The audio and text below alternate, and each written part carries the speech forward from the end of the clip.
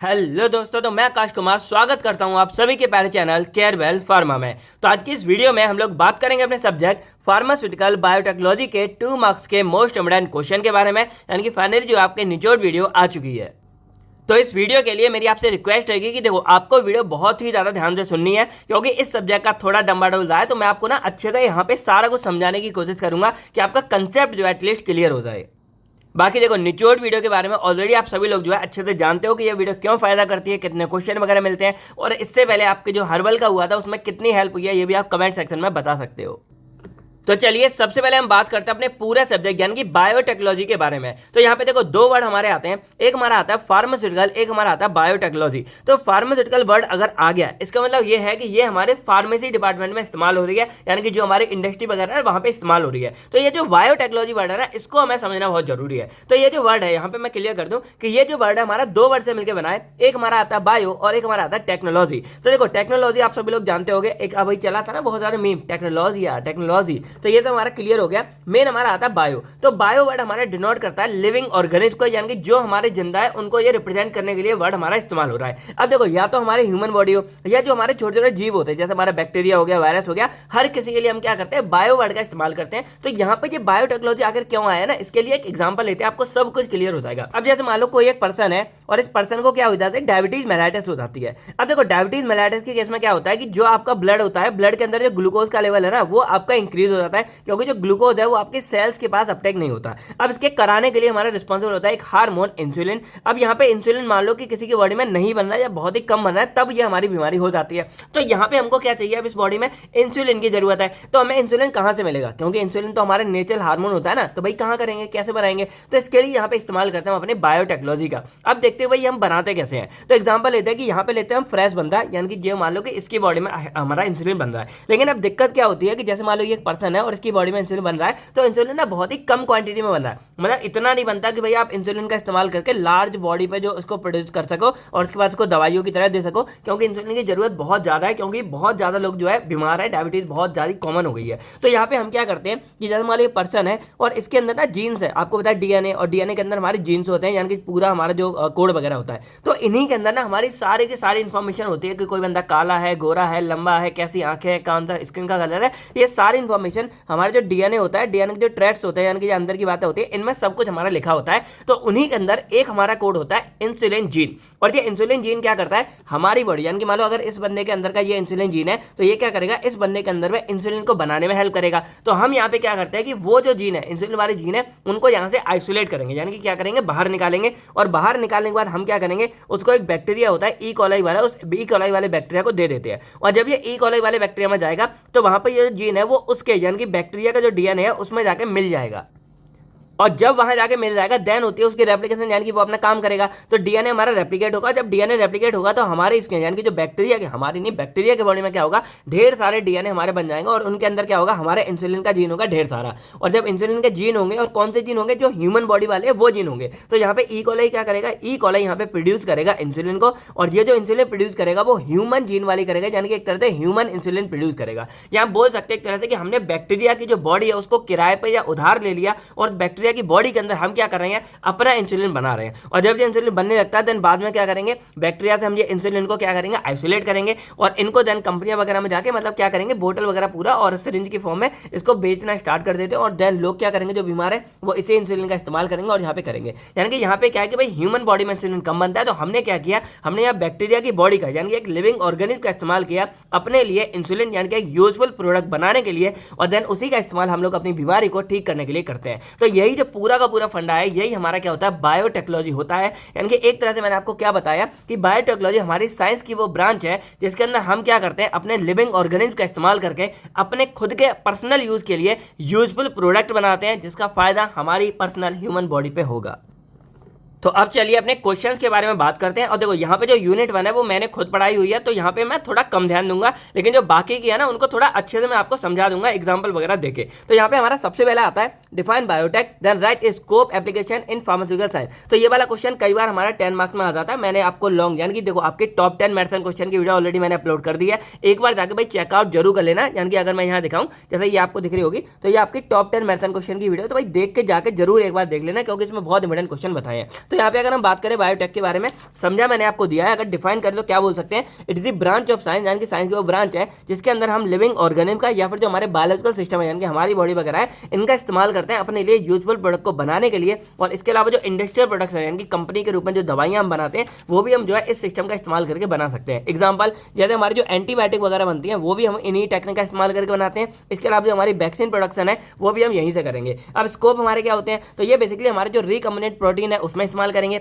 हम वैक्सीन और एंजाइम्स को बनाने में इस्तेमाल करेंगे। इसके अलावा जो हमारी जेनेटिक इंजीनियरिंग है उसकी एप्लीकेशन में इस्तेमाल करेंगे, और जो हमारी फर्मेंटेशन टेक्निक है उसमें इस्तेमाल करेंगे। अब अभी ध्यान से सुन लो, अगर मान लो आपको इनमें से कोई टर्म समझ नहीं आ रहा होगा तो इन सब के ऊपर ना आगे जाके आपको एक एक क्वेश्चन मिलेगा, तो वहां पे मैं समझा दूंगा, तो आपके यहाँ के डाउट भी क्लियर हो जाएंगे। फिर आपका नेक्स्ट आता है एप्लीकेशन के बारे में। तो ये जो हमारी बायोटेक है ये सिंपली हमारे जो एंटीबायोटिक होते हैं और जो हमारी हार्मोन्स होते हैं ना उनकी प्रोडक्शन में इस्तेमाल करेंगे। इसके अलावा जो हमारा आरडीएनए टेक्नोलॉजी है उसमें इस्तेमाल करेंगे। उसके अलावा जो हमारी वैक्सीन प्रोडक्शन है उसमें इस्तेमाल करेंगे, और जो हमारी डायग्नोस्टिक टेक्निक है जैसे हमारा पीसीआर एक आता है उन सब में इस्तेमाल करेंगे। देखो एक सिंपल ट्रिक बता दूं, अगर बाई चांस मान लो कि ये क्वेश्चन आपका 10 मार्क्स में कभी आ जाता है तो भाई इसके अंदर तो सब कुछ आता है ना, हमारी बायोटेक क्या है, बायोटेक के अंदर सब कुछ आता है। तो मान लो एक ब्रीफ इंट्रो लिखो, ये सब लिखो, और इनके अंदर मान लो आपने आगे जाके सेकंड यूनिट में आरडीएनए के बारे में लिखा वो बता दो, आपने वैक्सीन के बारे में लिखा वो बता दो, इवन आप चाहो तो इंसुलिन का प्रोडक्शन बता सकते हो। तो अगर आपका कंटेंट की कमी हो तो आप इन सब चीजों को जो है इस वाले क्वेश्चन में ऐड अप कर सकते हो।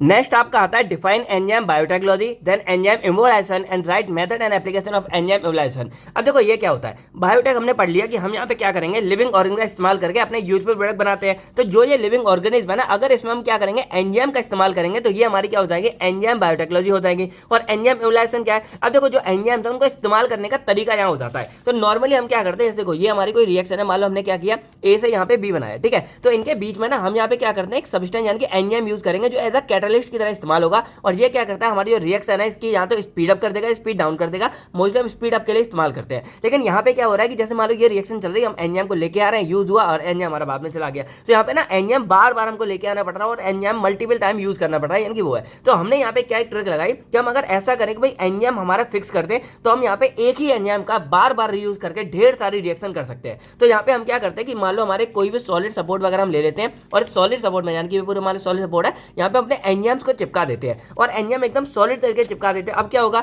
अब जो हमारे रिएक्टेंट है, मान लो जो हमारा रिएक्टेंट है या सबस्ट्रेट है ए, वो आएगा बार बार, और एंजाइम का काम क्या होता है, एंजाइम क्या करेगा, जो हमारा सबस्ट्रेट होता है उसको प्रोडक्ट में कन्वर्ट कर देगा। तो एंजाइम क्या करेगा, यहाँ पे ए को कन्वर्ट कर देगा अपने बी में यानी कि प्रोडक्ट के अंदर में। और इस तरह हम यहाँ पे क्या करेंगे कि एंजाइम हमारा यूज नहीं हो रहा, एंजाइम हमारा फिक्स है और बार हम यहाँ पे रिएक्शन अपनी करते जा रहे हैं, और इसी प्रोसेस को हम यहाँ पे एंजाइम इमोबिलाइजेशन बोल देते हैं कि एंजाइम हमारे यहाँ पे क्या मूवमेंट नहीं कर रहा है, एंजाइम को हमने यहाँ पे फिक्स कर दिया। तो यहीं पे क्या है कि एंजाइम इमोबिलाइजेशन एक प्रोसेस है जिसमें हम एंजाइम को फिक्स कर देते हैं एक इनर सपोर्ट के ऊपर, यहाँ पे दिख रहे होंगे, जिससे हम एंजाइम का बार बार जो है रिपीटेड यूज कर सके। एग्जांपल जैसे हमारा एमाइलेज हो गया या हमारा लैपेज हो गया, इनका यहाँ पे हम इस्तेमाल करेंगे। अब मेथड कौन से हैं, टोटल हमारे 4 मेथड होते हैं, बाकी इनको डिटेल में भी एक बार देख लेना।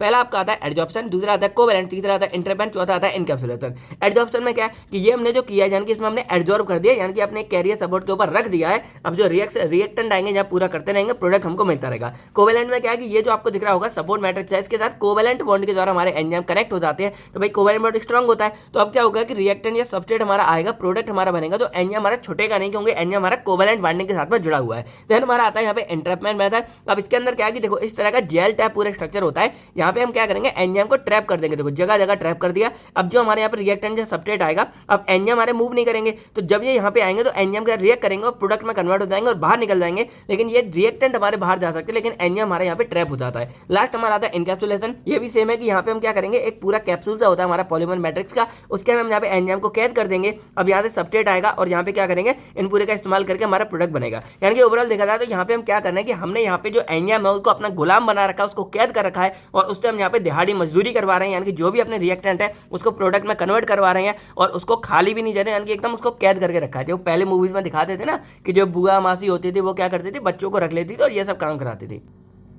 तो इसके अगर एप्लीकेशन के बारे में बात करें, देखो ये हमारा ना ड्रग प्रोडक्शन है उनमें काफी इस्तेमाल किया जाता है, फिर हमारे बायो सेंसर में इस्तेमाल किया जाता है, इसके अलावा जो हमारी फर्मेंटेशन प्रोसेस वगैरह होती है उनमें इस्तेमाल करेंगे। अब देखो मैंने क्या बोला ना, ये टर्म आपका आगे आएगा, बायो सेंसर आगे आएगा, आपको और अच्छे समझ आएगा। देन आपको जो फूड इंडस्ट्री वगैरह ना उनमें भी हम क्या इस्तेमाल करेंगे। नेक्स्ट आपका आता है बायो सेंसर। अब देखो बायो सेंसर क्या होता है, बहुत ही इंपॉर्टेंट कंपोनेंट है और इसकी ना खासियत क्या होती है मैं आपको बताता हूँ। जैसे मान लो ये कोई भी लिविंग ऑर्गेनिज्म है तो हम क्या करेंगे इसका इस्तेमाल करेंगे। अब जैसे हमारा एंजाइम हो गया या कोई प्रोटीन या कुछ भी हम इस्तेमाल करेंगे, मोस्टली हमारा एंजाइम इस्तेमाल हो रहा है तो हम एंजाइम का इस्तेमाल करेंगे और उस एंजाइम की मदद से हम क्या करेंगे, मान लो ये हमारी बॉडी है तो बॉडी के अंदर कोई बीमारी तो नहीं है, कोई डिजीज तो नहीं है, कोई भी स्पेसिफिक टेस्ट है उसको डिटेक्ट करने के लिए हम यहाँ पे इस्तेमाल करेंगे बायो सेंसर का। नाम क्या है, बायो मतलब बायोलॉजिकल और सेंसर मतलब जो हमें किसी को सेंस करके यानी कि डिटेक्ट करेगा। अब ना एग्जांपल से आपको अच्छा समझ आएगा। जैसे एक हमारा एग्जांपल ले लेते हैं यहाँ पे प्रेगनेंसी टेस्ट का। तो आपने देखा होगा कि प्रेगनेंसी टेस्ट में किस तरह की हमारी किट होती है और यहाँ पे हमारी लाइन आती है, ये हमारी मान लो नॉर्मल वाली होती है और ये पॉजिटिव वाली लाइन है। अगर ये आ गई मतलब पॉजिटिव है यानी कि प्रेग्नेंट है। तो यहाँ पे ना एक जगह होती है ये वाली,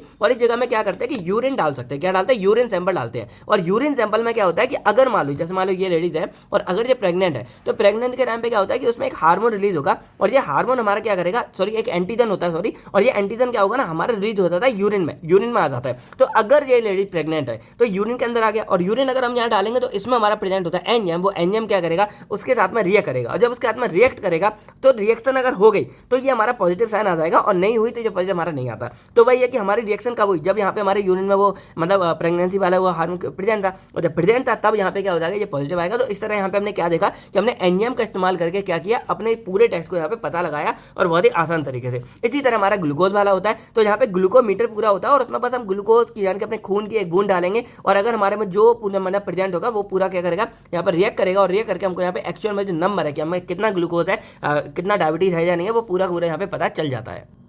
तो सिंपल क्या बोल सकते हैं कि ये जो बायो सेंसर है हमारे एनालिटिकल डिवाइस होते हैं, यानी कि एनालाइज करने में हेल्प करेंगे। और ये करते क्या सिंपल कि जो हमारे बायोलॉजिकल रिस्पांस है, यानी कि देखो ये हमारा बायोलॉजिकल रिस्पांस है, बॉडी के अंदर की बात है, ये सब हमें जो है इलेक्ट्रिकल सिग्नल में मिल जाती है। यानी कि यहाँ पे हमें साइन क्लियरली मिल गया, यहाँ पे हमको क्या नंबर मिल गया, वही ग्लूकोज है क्या, एक जस्ट एग्जाम्पल, उसको हम मतलब पूरा काउंट तो नहीं करते बायो सेंसर में, लेकिन एग्जाम्पल मान सकते हैं कि हमारी बॉडी कितनी गर्म है हमको नहीं पता, लेकिन हम जैसे ही थर्मामीटर लगाते हैं वो हमें बॉडी का एक्जैक्टली टेम्परेचर बता देता है और जो एक्जैक्ट टेम्परेचर हमको एक नंबर में पता चल रहा है। तो ये हमारा एक तरह से बायो सेंसर जैसे एग्जाम्पल के लिए समझ सकते हैं, पर शायद हमारा जो थर्मामीटर है वो बायो सेंसर का पार्ट नहीं होता है। तो ये हमें क्या करेंगे, मेनली डिटेक्शन एनालिसिस में हेल्प करेंगे। एग्जांपल हमारा इसमें सबसे इंपॉर्टेंट होता है ग्लूकोज वाला और हमारा प्रेगनेंसी टेस्ट सेंसर आता है। तो यहाँ पे हमारा ये प्रिंसिपल बेस करता है एंजाइम सब्सट्रेट पे, यानी कि जैसे ये एंजाइम था और यहाँ से यूरिन का सैंपल है वो सब्सट्रेट है। यहाँ पे हमारा क्या था, एंजाइम यहाँ पे हमारा एक अंदर लगा होता है ग्लूकोज वाला और यहाँ पे हमारा जो ब्लड था उसको वो हमारा सब्सट्रेट की तरह काम करेगा। इस तरह ये पूरा काम करता है। इसके अलावा ये हमारे इलेक्ट्रिक में कन्वर्ट करेगा। तो यहाँ पे एक कंपोनेंट हमारे आते हैं, कंपोनेंट बोल सकते हैं, पूरा का पूरा हमारा डायग्राम है। अब ये कैसे बनता है ना, ये समझ लेते हैं शॉर्ट में।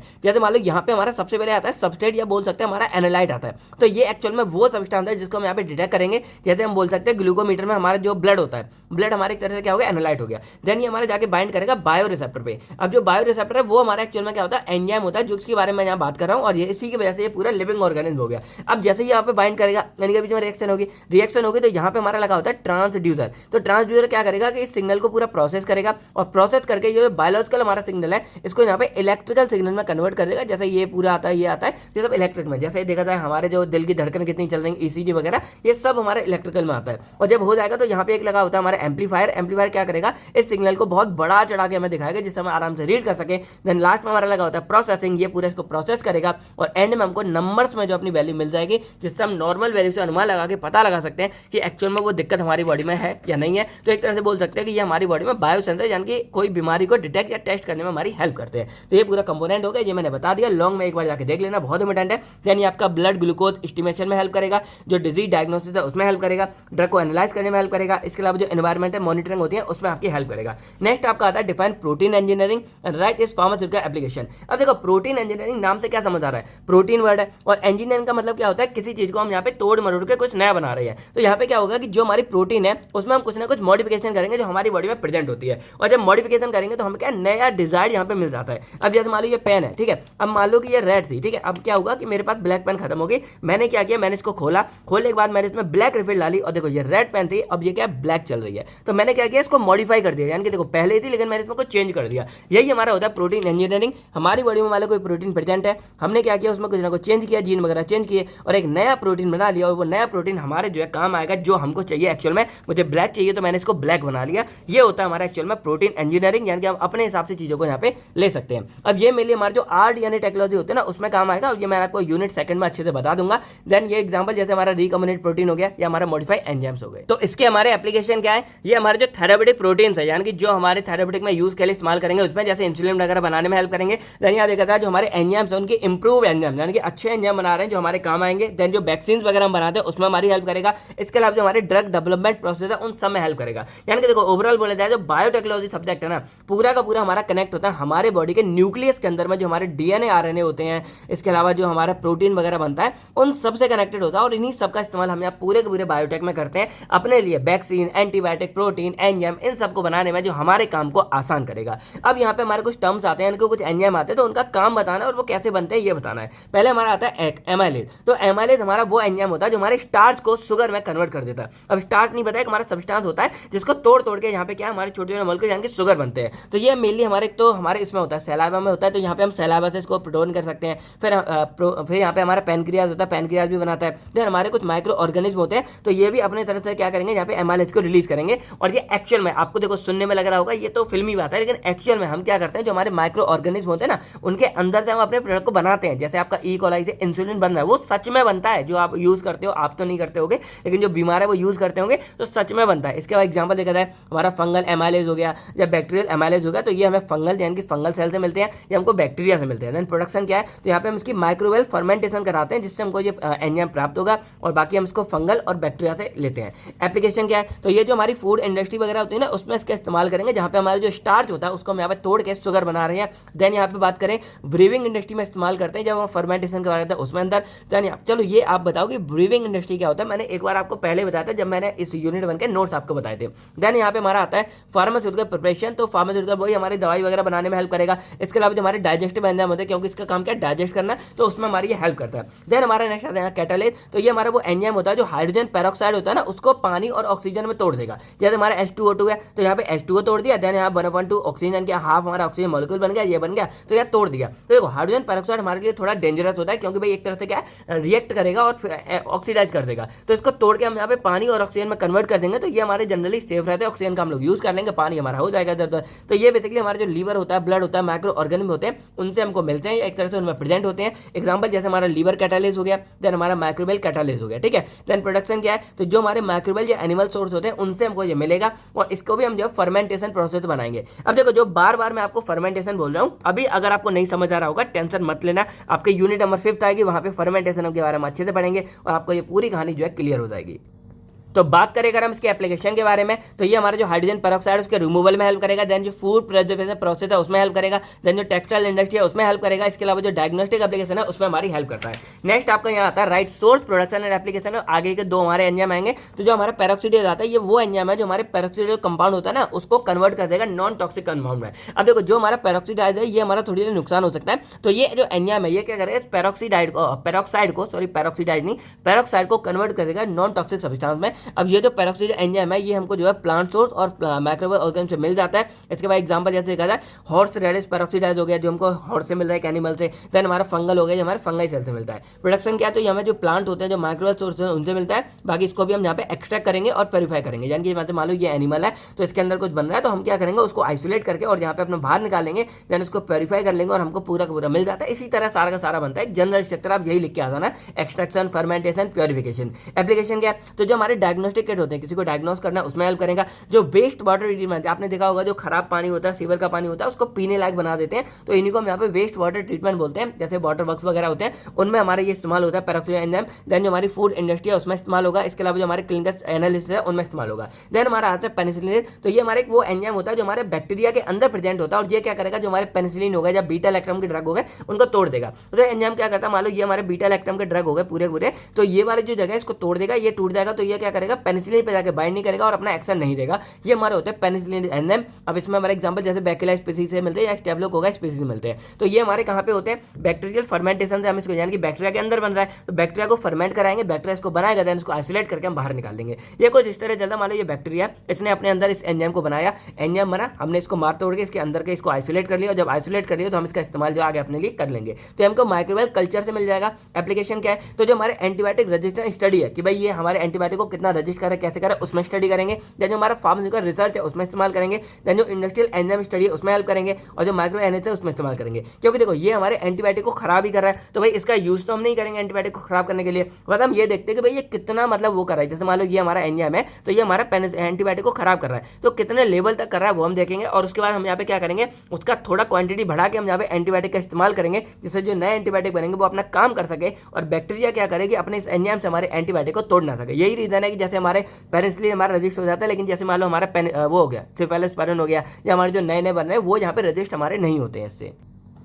नेक्स्ट हमारे यहाँ आता है right source production and application of lipase and proteases, यानी कि आगे के दो एंजाइम। तो ये लाइपेज हमारा वो एंजाइम होता है जो हमारे फैट्स को कन्वर्ट यानी कि हाइड्रोलाइज यानी कि तोड़ेगा हमारे फैटी एसिड एंड ग्लिसरॉल में, यानी कि मान लो ये हमारे फैट सब्सटेंस है तो इनको यहाँ पे एक तो फैटी एसिड में कर देगा और प्लस हमारे यहाँ पे ग्लिसरॉल में कर देगा, जिसके बाद इनकी डाइजेशन होगी और इनकी एब्जॉर्प्शन वगैरह आराम से हो जाती है, यानी कि फैट हमारा बड़ा मॉलिक्यूल है तो भाई इजीली हमारी बॉडी में एब्जॉर्ब नहीं होगा, तो इनको यहाँ पे जब तोड़ देगा तो ये बॉडी में एब्जॉर्ब हो जाता है। तो ये हमारे पैनक्रियाज बनाता है, यानी कि नॉर्मल जो हमारी डाइजेशन होती है ना उसमें पैनक्रियाज को बनाएगा, ये आगे जाएगा। लेकिन अगर हमें वैसे लेना हो तो हमारा फंगाई बनाएगा और हमारे बैक्टीरिया बनाते हैं। एग्जांपल जैसे हमारा पैनक्रियाटिक लाइपेज होगा जो पैनक्रियाज से मिला है, तो हमारे माइक्रोबियल लाइपेज होगा जो हमें माइक्रो ऑर्गेनिज्म से मिलता है। प्रोडक्शन क्या है तो भाई यही है माइक्रोबियल फॉर्मेटेशन, यानी कि हम जब माइक्रोबियल को ग्रोथ करेंगे, जब ग्रोथ करेंगे तो वो यहाँ प्रोड्यूस करेंगे एंजाइम को, और एंजाइम को हम बाद में जो अपना आइसोलेट कर लेते हैं, ये हमको फंगल और बैक्टीरियल दोनों से मिल जाता है। एप्लीकेशन देखा जाए तो जो हमारा फैट डाइजेशन है उसमें इस्तेमाल करेंगे हम यहाँ फूड इंडस्ट्री के अंदर में, देन डिटर्जेंट इंडस्ट्री में इस्तेमाल करेंगे। क्यों जैसे जो हमारे फैट वगैरह होते हैं मान लो कपड़ों वगैरह पे लग जाता है तो नहीं टूटता, तो ये जो लाइपेज एंजाइम है ना ये आपके डिटर्जेंट वगैरह यानी कि सरफ वगैरह में पड़ा होता है, जिससे जो कपड़ों पे फैट वगैरह घी के दाग लग गए हैं वो हट जाए। और यही रीजन है कि भाई आपने देखा होगा सरफ जो साबुन होता है उससे आपके कपड़ों के दाग हट जाते हैं। देन हमारा फार्मास्यूटिकल प्रिपरेशन में इस्तेमाल किया जाता है और हमारे जो बायोडीजल प्रोडक्शन है उसमें भी इस्तेमाल करेंगे। देन यहाँ बारी आती है हमारी प्रोटीएज की, तो ये हमारा वो एंजाइम है जो क्या करेगा प्रोटीन को तोड़ता है पेप्टाइड अमीनो एसिड में, यानी कि जो आप नॉर्मल देखते हो ना कि प्रोटीन वगैरह आप जो खा रहे हो वो प्रोटीन क्या करता है कि आपकी बॉडी में जाके ऐसे एब्जॉर्ब नहीं होता, तो ये एंजाइम क्या करेगा ये इसको तोड़ेगा, जब तोड़ेगा तो जो पेप्सिन हमारा होता है एक तरह से प्रोटीन से पेप्सिन हमारा मिल रहा है, सॉरी पेप्सिन जो हमारा होगा इसका एग्जांपल हो गया, इसको तोड़ेगा तो छोटे छोटे अमीनो एसिड में कन्वर्ट कर देगा और देन ये अमीनो एसिड के हमारे छोटे छोटे टुकड़े जो हमारे होते हैं ना वो आराम से एब्जॉर्ब हो जाएंगे, लेकिन जो बड़ा हमारा प्रोटीन है वो एब्जॉर्ब नहीं हो पाता, तो ये उसमें हेल्प करता है। तो ये बेसिकली हमारे जो एनिमल होते हैं प्लांट होते हैं माइक्रो ऑर्गेनिज्म होते हैं उससे हमको प्राप्त होता है, एग्जांपल ट्रिप्सिन हो गया या पेप्सिन हो गया। प्रोडक्शन ये हमारे जो माइक्रोबियल और एनिमल सोर्स है उससे मिलता है, देन ये हमारी जो एक्सट्रैक्शन है फर्मेंटेड प्रोसेस है उससे ऑब्टेन होता है। एप्लीकेशन क्या हमारे होते हैं इसके, तो ये हमारे जो डाइजेस्टिव प्रिपरेशन है उसमें हेल्प करेगा, जो लेदर इंडस्ट्री वगैरह होती है ना उसको बनाने में से हेल्प करते हैं, देन जो फूड प्रोसेसिंग है उसमें हेल्प करेगा और जो फार्म इंडस्ट्री वगैरह ना उसमें हेल्प करेंगे। नेक्स्ट हमारा आता है define genetic engineering recommended DNA technology with application, यानी कि अब देखा जाए तो आपके जो यूनिट सेकंड है वो ऑफिशियली यहाँ से स्टार्ट हो रही है, क्योंकि आरडीएनए वाला टॉपिक आपका यहीं पे जो है देखने को मिलता है। तो यहाँ पे हम सबसे पहले बात करते हैं कि ये जो जेनेटिक इंजीनियरिंग है ना इसका मतलब क्या है। तो देखो नॉर्मल हमारी पूरी बॉडी है, हमारी बॉडी का सबसे इनिशियल पार्ट हमारा सेल होता है और सेल के अंदर हमारा प्रेजेंट होता है न्यूक्लियस, और न्यूक्लियस जो आपको दिख रहा होगा ना इस न्यूक्लियस के अंदर हमारे प्रेजेंट होते हैं क्रोमोसोम। तो ये जो हमारे क्रोमोसोम होते हैं ना इसी को हम यहाँ पे क्या बोलते थे जेनेटिक मटेरियल बोलते थे, और जब एक सेल से दो बनता है तो यही क्रोमोसोम हमारे डिवाइड होते हैं। अब आपको पता होगा कि ह्यूमन बॉडी के अंदर में कितना पेयर ऑफ क्रोमोसोम हमारे प्रेजेंट होते हैं और जब डिवाइड होते हैं तो कितने डिवाइड होते हैं ये आपको कमेंट सेक्शन में बताना एक बेसिक बात है। अब ये जो हमारा क्रोमोसोम है ये दो चीजों से मिलकर बना होता है, एक तो हमारा सबसे इंपोर्टेंट यहाँ पे प्रेजेंट होता है डीएनए और एक हमारे यहाँ पे प्रोटीन प्रेजेंट होता है हिस्टोन। तो हिस्टोन प्रोटीन क्या करता है इस डीएनए को, यानी कि जो हमारा डीएनए पूरा का पूरा इस तरह का होता है उसको मतलब एक तरह सेफ्टी प्रोवाइड करके यहाँ पे बल्क में पूरा बना के रखते हैं। तो हमारा मेन इसमें होता है डीएनए, और जो डीएनए हमारा होता है वही हमारा यहाँ पे क्या है न्यूक्लिक एसिड कहलाता है और इसी को हम यहाँ पे जेनेटिक बोल देते हैं। ऐसा क्यों होता है, क्योंकि ये जो हमारा डीएनए आपको दिख रहा होगा इस डीएनए के अंदर ना हमारे ढेर सारे नाइट्रोजनस बेस होते हैं जिनके द्वारा ये पूरा मिल के हमारा बना होता है। तो ये जो हमारे बेस होते हैं ना इनकी क्या होती है आपस में बेस पेयरिंग होती है, और जो बेस पेयरिंग है उसमें ये जो आपको नीचे एक तरफ के बेस दिख रहे होंगे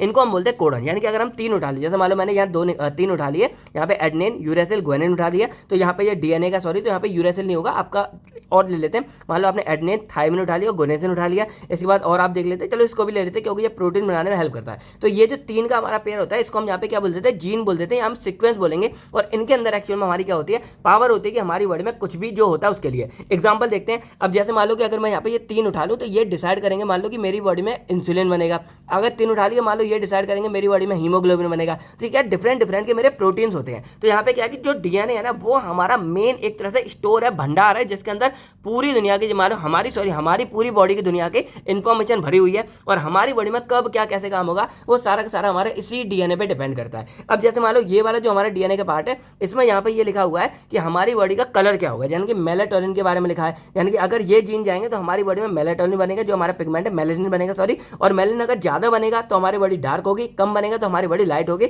और कितनी बनेगी वो डिसाइड करेगा ये वाला जो यहाँ पे सीक्वेंस लिखा हुआ है। तो इस तरह हमारी बॉडी में एक्स वाई जेड कोई भी प्रोटीन बनता है, कुछ भी बनता है, एंजाइम वगैरह बनता है, वो सब हमारा जो है इसी डीएनए की वजह से बनता है।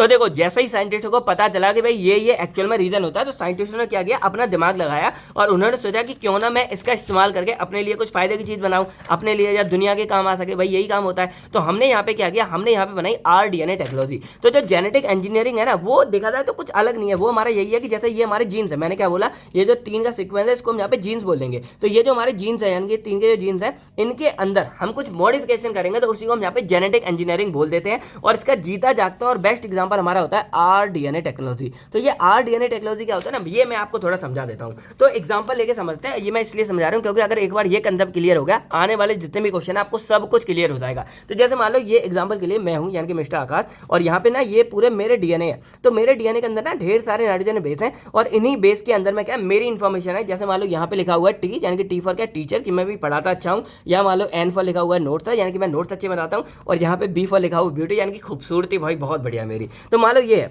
अब यहाँ पे क्या है, एक और बंदा है। अब हम क्या चाहते हैं कि ये जो खूबसूरती है हमारी, या ये जो बातें हैं नोट्स और टीचर वाली, ये हम ना एक और बंदे में डाल सके और वो भी अपना काम अच्छे से कर सके। तो हम यहाँ पे क्या करते हैं कि जो स्पेसिफिक जीन्स है, जैसे मान लो ये टीचर वाला है या मान लो नोट्स वाला है, ये जो जीन्स है इसको मैं यहाँ से कट करूंगा। मेरी बॉडी में देखो ढेर सारे, ऐसा नहीं कि मेरी बॉडी से चला जाएगा, ढेर सारे हमारे जीन्स होते हैं, छोटे छोटे जीन्स होते हैं। तो एक पर्टिकुलर पार्ट को मैं कट करूंगा तो यहाँ पे एक मेरा वेक्टर डीएनए वगैरह आएगा, उसमें मैं यहाँ पे इसको डालूंगा और वो क्या करेगा, इसको दूसरे इंसान यानी कि जिसके अंदर डाला उसके अंदर जाएगा और उसके जो जीन्स होते हैं उनमें जाके यहाँ पे इंसर्ट कर देगा। अब यहाँ इंसर्ट हो गया मान लो मेरे नोट्स वाला। अब क्या होगा कि जब इसके सेल्स में चला गया तो सेल इसको अडेप्ट करेगा, और अडेप्ट करके क्या करेगा, अपने आप को जब वो रेप्लिकेट करेगा, क्योंकि भाई मैं ढेर सारे सेल्स हैं, हर एक में तो करूंगा नहीं, मेरे बॉडी का खत्म हो जाएगा। तो यहाँ पे हम एक पार्ट डालते हैं और देन जो इसकी बॉडी है ये क्या करेगी, धीरे धीरे इसको रेप्लिकेट करना शुरू करेगी। और उसके बाद क्या करेगी कि इसकी बॉडी में भी ये जीन्स यानी कि नोट्स वाले हैं वो बढ़ना शुरू हो जाएंगे। और इस तरह इसकी बॉडी में जो है बहुत सारे ये जीन्स ऐसे बन जाएंगे जो नोट्स अच्छे बनाते हैं। और बाद में क्या करेगा कि अब ये बंदे में ऑटोमेटिक अंदर से ये ताकत आ गई, तो उसके भी क्या हो जाएंगे, नोट्स यहाँ पे अच्छे बन जाएंगे।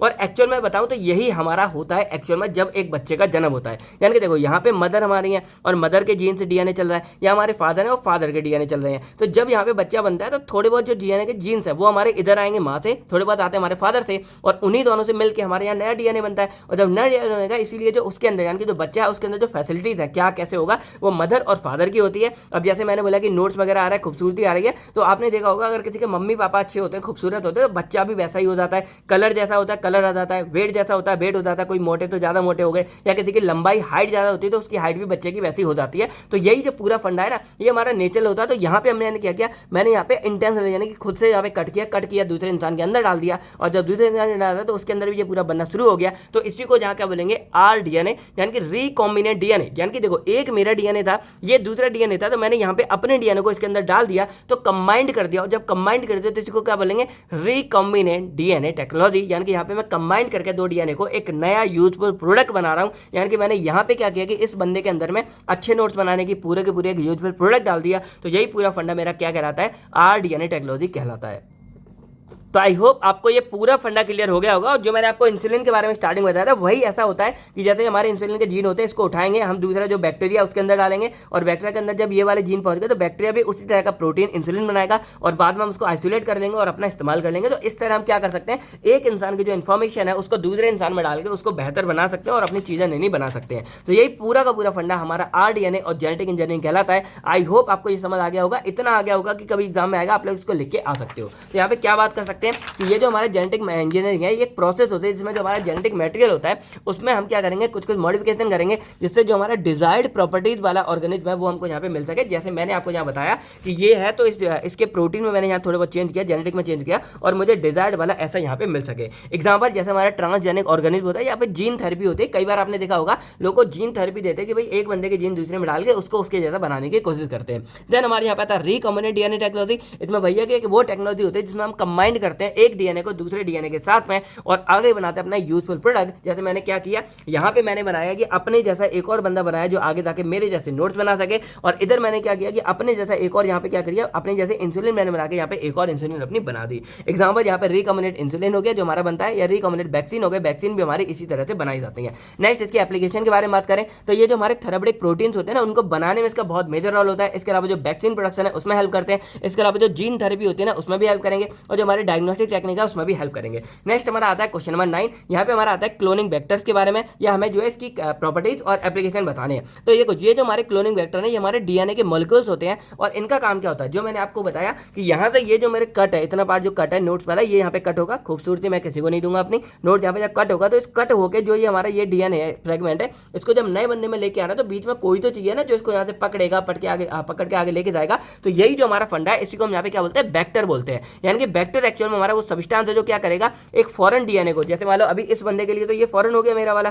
तो इस फॉरेन डीएनए को पकड़ेगा, पकड़ के यहाँ पे क्या करेगा, ट्रांसफर करेगा। तो यही पूरा फंडा हमारा क्या कहलाता है, वेक्टर कहलाता है। और क्लोनिंग नाम क्यों, क्योंकि ये क्लोन कर रहा है, यानी कि क्या कर रहा है, कॉपी कर रहा है। तो क्लोनिंग वेक्टर हमारा डीएनए मॉलिक्यूल्स है जो क्या करेगा, फॉरेन डीएनए को कैरी करेगा और उसको होस्ट सेल के अंदर डालेगा, जिससे होस्ट सेल क्या कर सके, इन वाले खूबसूरती वाले डीन को यहाँ पे कॉपी कर सके, रेप्लिकेट कर सके और अपना बना सके। तो ये बहुत ही इंपॉर्टेंट टूल होता है हमारे आरडीएनए टेक्नोलॉजी के अंदर में। अब इसमें एग्जांपल हमारे जैसे प्लाज्मिड आता है या हमारा बैक्टीरियोफेज आता है। देन इसकी प्रॉपर्टीज के बारे में बात करें तो ये जो हमारा एक सेल्फ रेप्लिकेटिंग एबिलिटी होती है, यानी कि अपने आप रेप्लिकेट करता है और बहुत ही छोटा साइज का होता है। इसके अलावा ये मार्कर जीन को कंटेन, यानी कि क्या होता है, इसके बाद ये एबिलिटी है कि किस जीन को कट करना है, एकदम मार्कर जैसा होता है, और उसके बाद इसको लेके जो है आगे लेके जाता है पूरा। और ये इंसर्शन, यानी कि अब ये जैसे मान लो इससे निकाला तो फॉरन में जो लेके जाएगा न्यू वाले में, तो बहुत ही आराम से जो है इंसर्ट हो जाता है। एप्लीकेशन क्या है, तो हमारे जीन क्लोनिंग, जो मैंने बोला कि ये पर्टिकुलर हमारे जीन है तो उसको क्लोन करने में, उसको क्लोन का मतलब क्या होता है, आइडेंटिकल सेम कॉपी बनाना, तो उस बनाने में हेल्प करता है। इसके अलावा जो रिकॉम्बिनेंट प्रोटीन प्रोडक्शन है उसमें हेल्प करेगा, जो हमारी जेनेटिक इंजीनियरिंग है उसमें हेल्प करेगा। इसके अलावा जो हमारी डीएनए एनालिसिस है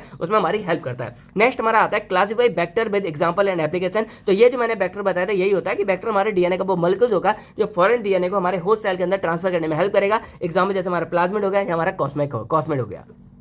अब हम बात करें इसके क्लासिफिकेशन के बारे में, तो ये सिंबल 4 तरीके के हो सकते हैं। पहला हमारा होता है प्लाज्मिड वेक्टर, तो ये क्या करता है ना, जीन क्लोनिंग में हेल्प करेगा और बैक्टीरिया के अंदर, यानी कि मान लो ये ह्यूमन से उठाया और बैक्टीरिया के अंदर जो पूरा करे, यानी कि जो इंसुलिन हम बना रहे हैं ना उसमें ये हमारा हेल्प करेगा। देन बैक्टीरियोफेज आता है, तो ये क्या करेगा कि डीएनए ट्रांसफर करेगा हमारा वायरस से, यानी कि क्या करेगा, वायरस से हमारे बैक्टीरिया के अंदर में ट्रांसफर करेगा। देन हमारा कॉस्मिड आता है, तो जो लार्ज डीएनए फ्रेगमेंट होते हैं उसकी क्लोनिंग में हम इसका इस्तेमाल करेंगे। देन हमारे कुछ आर्टिफिशियल क्रोमोसोम वेक्टर आते हैं, तो ये जो एडवांस जेनेटिक स्टडी है उसमें हेल्प करेंगे। देखो यहाँ पे सिंबल क्या हो रहा है कि ये जो हमारा क्लोनिंग वाला काम था, पूरा का पूरा लेने वाला काम था, यहाँ से करने वाला, इसमें हमारे डिफरेंट टाइप के क्लोनिंग वेक्टर आते हैं और इसमें जो काम करके मतलब उसी के बेस पे डिसाइड हो जाता है। जैसे प्लाज्मिड वाला जीन क्लोनिंग करेगा बैक्टीरिया के अंदर में, बैक्टीरियोफेज वाला वायरस से लेकर बैक्टीरिया में करेंगे, कॉस्मिड वाला जो लार्ज डीएनए फ्रेगमेंट होता है उसके लिए इस्तेमाल करेंगे, और आर्टिफिशियल वाले जो एडवांस आजकल हमारी चली है उसमें इस्तेमाल करेंगे। एप्लीकेशन क्या होती है, बस सबका काम भैया कि जीन को ट्रांसफर करेंगे। इसके अलावा जो रिकॉम्बिनेंट प्रोटीन प्रोडक्शन है उसको बनाएंगे, जेनेटिक इंजीनियरिंग में स्टडी करेंगे और डीएनए क्लोनिंग करेंगे। नेक्स्ट हमारा आता है डिफाइन रेस्ट्रिक्शन एंडोन्यूक्लियस और उसके टाइप्स एंड एप्लीकेशन के बारे में बताना है। देखो जो रेस्ट्रिक्शन एंडोन्यूक्लियस ये हमारा वो एंजाइम होता है जो डीएनए को कट करेगा एक स्पेसिफिक साइट पे।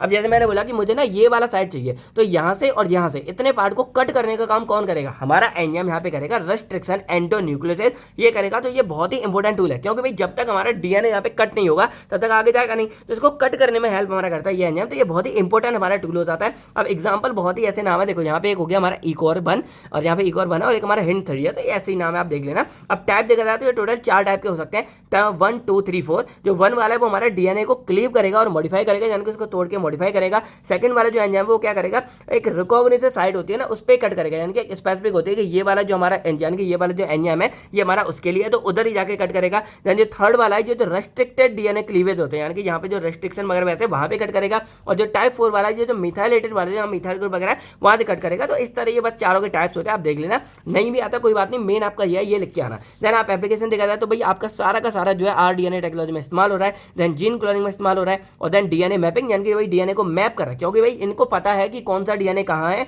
कहाँ पे क्या है। तो ये ना ये मान लो एक तरह से कि मैप हो गया, ये गूगल मैप होते हैं जो हमारे रेस्ट्रिक्टेड एंडोन्यूक्लियस है, इनको पता है कि यहाँ पे क्या है पूरा का पूरा, तो वहीं जाएंगे उसी का कट कर देंगे। तो भैया कि मैपिंग इनको पूरी आती है।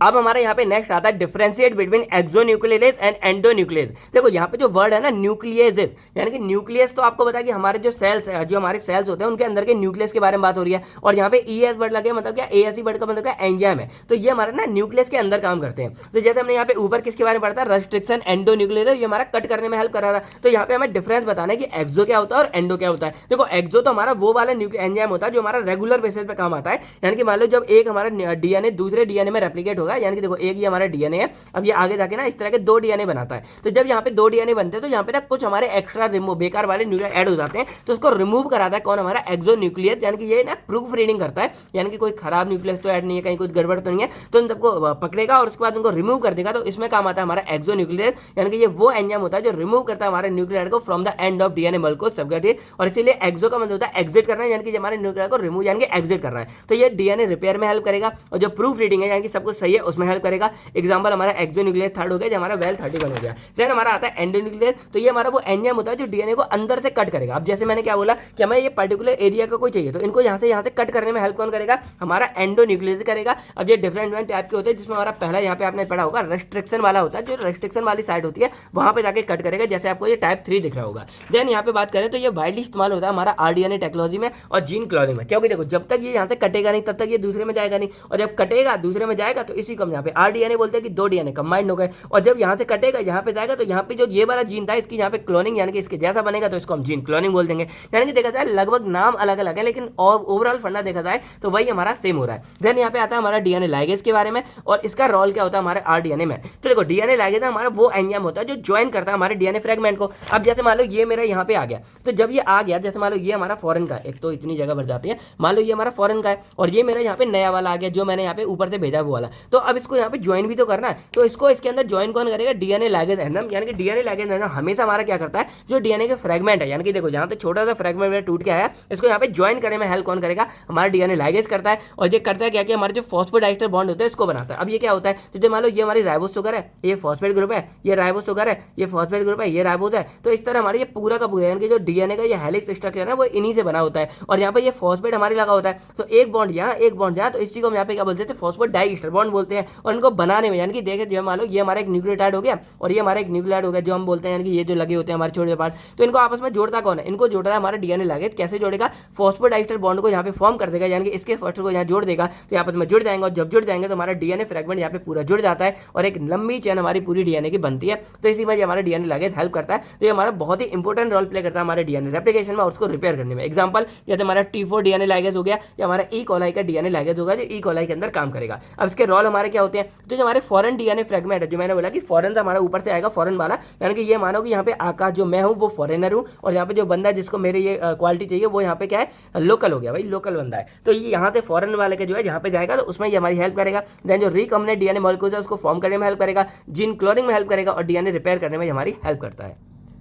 नेक्स्ट हमारा आता है प्लाज्मिड। तो देखो ये जो हमारा प्लाज्मिड है ना, ये हमारा उसी क्लोनिंग वेक्टर का एक पार्ट था, यानी कि बोल सकते हैं कि ये हमारा एक extra chromosomal circular DNA molecules होता है, यानी कि जो हमारे वेक्टर है, यानी कि जो यहाँ से यहाँ कर रहे हैं ना, वो भी एक्चुअल हमारे डीएनए के मॉलिक्यूल्स होते हैं, यानी कि सब कुछ हमारा डीएनए यहाँ पे, तो ये हमारे रेप्लिकेट हो जाते हैं इंडिपेंडेंटली बैक्टीरिया सेल के अंदर में। एग्जाम्पल जैसे हमारा PB332 हो गया, जैसे टाई प्लाज्मिड हो गया, और इनका काम क्या होता है, सबसे इंपॉर्टेंट प्रॉपर्टीज क्या है कि ये सेल्फ रेप्लिकेटिंग एबिलिटी होती है, यानी कि अपने आप खुद को रेप्लिकेट कर लेंगे, और ये बहुत ही छोटे डीएनए स्ट्रक्चर होते हैं, और ये कैरी करेंगे सिलेक्टिव मार्कर जिनको, यानी कि ये पूरा फंडा, और ये क्या करेंगे, ट्रांसफर हो जाता है इजीली, यानी कि एक जगह से ये ट्रांसफर हो जाते हैं, और इसीलिए जो इनका क्लोनिंग वेक्टर की तरह इस्तेमाल करेंगे। जो मैंने आगे बता दिया कि ये जो हमारे फॉरेन वाले होते हैं उसको उठाएंगे, उस जीन को उठा के यहाँ पे जो होस्ट सेल होते हैं उस होस्ट सेल में जाके उस डीएनए फ्रेगमेंट को कॉपी कर देंगे और बाद में वो रेप्लिकेट करके उसके जैसा बन जाता है। ये पूरा काम करेगा, यानी कि ये हमारा आरडीएनए टेक्नोलॉजी में हेल्प करेगा। देखो क्वेश्चन इस तरह है कि जैसे हमारा ये प्लाज्मिड का काम क्या होता है ऊपर आ गया, अब यहाँ पे आ गया कि प्लाज्मिड क्या है, खुद की इसकी प्रॉपर्टीज क्या है, तो कई बार ऐसा भी हमारा आ जाता है, तो ये आपको यहाँ पे क्लियर हो गया होगा। अब इसके और क्या काम होता है जीन ट्रांसफर स्टडी में,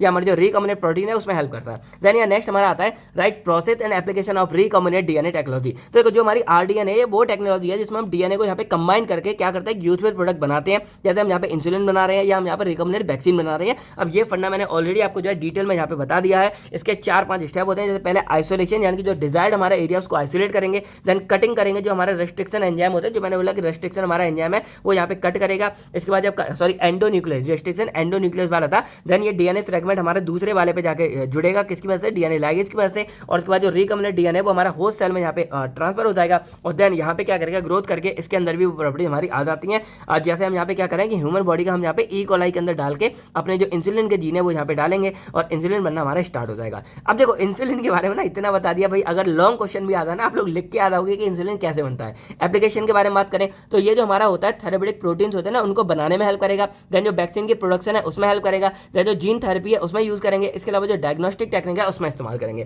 देन हमारा नेक्स्ट आता है production of interference on human insulin bye recombinant DNA technology, यानी कि हम अपने इंटरफेरेंस और ह्यूमन इंसुलिन को कैसे बनाएंगे। तो देखो इंटरफेरेंस हमारे एंटीवायरल प्रोटीन्स होते हैं जो हमारे आरडीएनए टेक्नोलॉजी से बनाए जाते हैं। अब यहाँ पे जो ह्यूमन इंसुलिन है वो भी हमारे कैसे बनेगा, इसी से बनेगा जो मैंने आपको यहाँ बता दिया एग्जांपल। अब ना स्टेप देखते हुए कैसे बनाएंगे। तो जो हमारा डिजायर्ड जीन है, यानी कि जो हमारी आरडीएनए टेक्नोलॉजी वही तो सेम रहेगी, बस हम यहाँ पे क्या जीन बदल देंगे। यहाँ पे हम कोई भी ले सकते हैं, यानी कि एक जनरल स्टेप हो गया। यहाँ पे हम क्या करेंगे, इंसुलिन का जीन लेंगे। यहाँ पे क्या करेंगे, जो डिजायर्ड जीन है वो यहाँ पे लेंगे, फिर उसको एक सूटेबल बैक्टीरिया यानी कि जो डीएनए कैरियर है उसमें डाला जाएगा। वो डीएनए कैरियर आगे इसको लेके जाएगा होस्ट माइक्रोऑर्गेनिज्म में, और वहाँ पे क्या होगी, इसकी प्रोडक्शन होगी। और लास्ट में हम क्या करेंगे, जैसे ई कोलाई के अंदर मान लो बन गया, जैसे इसमें प्रोडक्शन होगी जो हमारा इंसुलिन है उसको हम यहाँ पे प्योरीफाई कर लेंगे और आइसोलेट करके हम बाद में इसका इस्तेमाल कर लेंगे। इसके एप्लीकेशन हमारे क्या होंगे, जो वायरल इन्फेक्शन है उसको ट्रीट करने में हेल्प करेगा, डायबिटीज मेलाइटिस के ट्रीटमेंट में हेल्प करेगा, उसके बाद कैंसर थेरेपी में हेल्प करेगा और फार्मास्यूटिकल इंडस्ट्री में हेल्प करेगा। अब देखो यहाँ पे ना दो थे, जो हमारे इंटरफेरेंस थे, जो हमारी एंटीवायरल प्रोटीन था, तो ये हमारे क्या करेगा, जो कैंसर हो गया और जो हमारा वायरल हो गया, इनमें हमारे यहाँ पे ये इस्तेमाल हो रहा है, जो हमारा कौन सा है, इंटरफेरन वाला हो गया। और जो ये हो गया डायबिटीज वाला, यहाँ पे हम यहाँ पे अपने इंसुलिन का इस्तेमाल करेंगे, क्योंकि तो इंसुलिन इंडस्ट्रियल फार्मेसी में इस्तेमाल होगा, तो वहां से बन के हमारा मार्केट में जाएगा और डायबिटीज को ट्रीट करने के लिए इस्तेमाल करते ही करते हैं। नेक्स्ट हमारा आता है write production of hepatitis b vaccine, यानी कि हेपेटाइटिस बी वैक्सीन के बारे में बताना है बाय रिकॉम्बिनेंट डीएनए टेक्नोलॉजी। अब देखो ये जो हमारा वैक्सीन है ना, ये हमारा प्रोड्यूस होता है बाय यूजिंग आरडीएनए टेक्नोलॉजी। अब इसमें करेंगे क्या, ये जो हमारा हेपेटाइटिस बी का सरफेस एंटीजन जीन होता है ना, उसको हम यहाँ पे ईस्ट सेल के अंदर डाल देते हैं। और जब ईस्ट सेल के अंदर डालेंगे तो वो क्या करेगा, वो उसके खिलाफ मतलब एंटीबॉडीज क्रिएट करेगा और उसी का हम यहाँ पे इस्तेमाल कर लेते हैं। तो ये जो antigen produce is purify and use as vaccine, यानी कि इसको हम जो है वैक्सीन की तरह इस्तेमाल करेंगे। जैसे हमारा रिकॉम्बिनेंट हेपेटाइटिस बी वैक्सीन होगा, ये हो गया। अब स्टेप मैं बताता हूँ। सबसे पहले मान लो कि ये जो हमारा हेपेटाइटिस बी होता है एंटीजन जीन हो गया। अब जैसे मान लो ये हमारा जीन था, पूरा एंटीजन था, यानी कि हेपेटाइटिस बी ए मान लो कि एक बीमारी है जो हमारी बॉडी में हो जाती है। तो मान लो कि अगर ये पूरी बीमारी हो गई तो इसके जो एंटीजन है जिसकी वजह से बीमारी होती है उसको हम यहाँ पे लेंगे और उसको बहुत ही कम क्वांटिटी में हम क्या करेंगे, एक हमारा मान लो ईस्ट सेल है उसके अंदर में डाल देंगे। अब जैसे ये ईस्ट सेल के अंदर में जाएगा, ये जो हमारा हेपेटाइटिस बी का एंटीजन है, हेपेटाइटिस बी का एंटीजन है, हमारा जो ईस्ट सेल है ये क्या करेगा, ईस्ट सेल इसके खिलाफ अपनी बॉडी में क्या करेगा, एंटीबॉडीज बनाएगा। क्या बनाएगा, एंटीबॉडीज बनाएगा। और ये जो एंटीबॉडीज है ये क्या करती है, एंटीबॉडीज क्या करेंगे, इससे लड़ने के लिए अपनी इम्यूनिटी स्ट्रांग करेंगी। और देन ये जो पूरी की पूरी हमारी बन जाती है ना एंटीबॉडी, इसका हम बाद में निकाल लेंगे और इसको हम अपनी बॉडी में डालेंगे। अब देखो हमारी बॉडी का तो ये पार्ट नहीं है, तो जब हमारी बॉडी में जाएंगे तो इसको हम यहाँ पे एंटीजन बोल देंगे, यानी कि ये पूरा एंटीजन हमारी बॉडी में आ जाएगा। अब हमारी बॉडी क्या करती है कि एक तरह से वैक्सीन का काम क्या होता है, अब ये हमारी बॉडी में यानी कि इसके खिलाफ, तो हमारी बॉडी क्या करेगी, इसके खिलाफ मेमोरी सेल बनाएगी और कुछ ऐसी चीज बनाएगी कि वो इनसे लड़ सके, एंटीबॉडीज बनाएगी। और बाद में अब मान लो कि अगर कभी ये एंटीजन जीन आ जाता है तो ये हमारी बॉडी से क्या करेगा, लड़ेगा। देखो आगे आपका वैक्सीन का टर्म आएगा, तब मैं और अच्छे से आपको जो है वैक्सीन का काम बताऊंगा। एप्लीकेशन देखे जाए तो जो आपका हेपेटाइटिस बी का होता है ना, उससे प्रिवेंशन के खिलाफ जो हमारा बनाया जाता है। देन जो हमारे इम्यूनाइजेशन प्रोग्रेस है, यानी कि जो प्रोग्राम है, यानी कि जो हमारी इम्यूनिटी को स्ट्रॉन्ग करना वो होता है और जो हमको लॉन्ग टर्म इम्यूनिटी प्रोवाइड करेगा और पब्लिक हेल्थ प्रोडक्शन में हेल्प करेगा। देन हमारे यहाँ पे आता है पीसीआर के बारे में, और प्रिंसिपल सबको आता है, ये हमारा लॉन्ग में भी आता है। अब पीसीआर क्या होता है, पीसीआर की फुल फॉर्म होती है हमारी पॉलीमरेज चेन रिएक्शन। ये एक वो टेक्निक होती है जो हमारे डीएनए को कॉपी करेगी। अब एग्जांपल मान लो कि बहुत कोई छोटा सा पार्ट है, इतना डीएनए का हो गया, ठीक है। अब अगर इतना डीएनए, तो भैया ना तो हम इसको पहचान पाएंगे ना कुछ और कर पाएंगे। तो जो पीसीआर टेक्निक है वो क्या करेगा, इस डीएनए यानी कि इतना से डीएनए को यहाँ पे मल्टीप्लाई करते रहेगी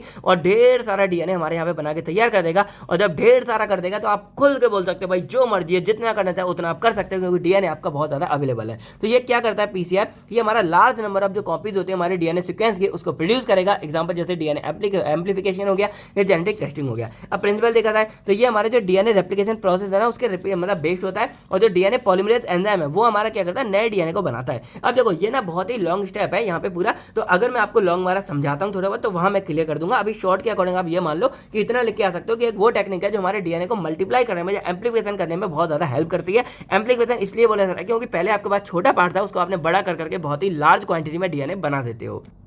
अब इसके लिए टोटल 4 स्टेप हो सकते हैं। एक हमारा होता है डीनेचुरेशन, यानी कि मान लो हमारे पास एक छोटा सा डीएनए का स्ट्रैंड मान लो इतना आ गया तो वो हमने यहाँ पे ले लिया। देन यहाँ पे कहता है कि अब आपका पता है कि अगर एक डीएनए से अगर हमें बनाना होता है तो हमें डीएनए प्राइमर का इस्तेमाल करना होता है, क्योंकि डीएनए नॉर्मल हमारा नहीं बनेगा। तो यहाँ पे हम क्या करेंगे, प्राइमर लगा देते हैं। प्राइमर हमारे एक तरह से आरएनए प्राइमर होता है जो स्टार्टिंग करता है, और जब प्राइमर लग जाता है देन हमारे यहाँ पे जो डीएनए पॉलीमरेज एंजाइम होता है वो अपना काम करेगा और वो और बाकी के जो न्यूक्लियोटाइड है उनको यहाँ पे ऐड करेगा। और जब ऐड करता जाएगा तो ये डीएनए की पूरी चेन बनना हमारी स्टार्ट हो जाती है। तो इस तरह ये पूरा काम करता है। यानी कि नया डीएनए स्ट्रैंड हमारा बनने लगेगा। और लास्ट में क्या करेंगे, इन्हीं 3 स्टेप को हम दोबारा से रिपीट करते रहेंगे और यहाँ पे हीट और देते हैं जिससे स्टेप और ज़्यादा हमारा तेजी से हो सके, और इस तरह हम इस पूरे को यहाँ पे बनाते रहते हैं। एप्लीकेशन क्या है, तो हमारे ये जेनेटिक जो डायग्नोसिस है उसमें हेल्प करेगा, फॉरेंसिक टेस्टिंग में हेल्प करेगा, फिर जो हमारे इन्फेक्टेड डिसीज होते हैं उनके डिटेक्शन में हेल्प करेगा, और जो मॉलिक्यूलर बायोलॉजी होता है उसमें हेल्प करेगा। देखो मैं यहाँ ये बोलूंगा कि देखो थोड़ा जल्दी है, मैं ऐसे कर पढ़ा रहा हूँ, अगर कोई टॉपिक आपको समझ नहीं आ रहा, मान लो कोई चीज़ समझ नहीं आई, आप कमेंट करके मुझसे पूछ लेना, मैं ट्राई करूंगा कि वहीं के वहीं आपको थोड़ा बहुत समझा सकूँ, या थोड़ा बैक करके भी देख सकते हो।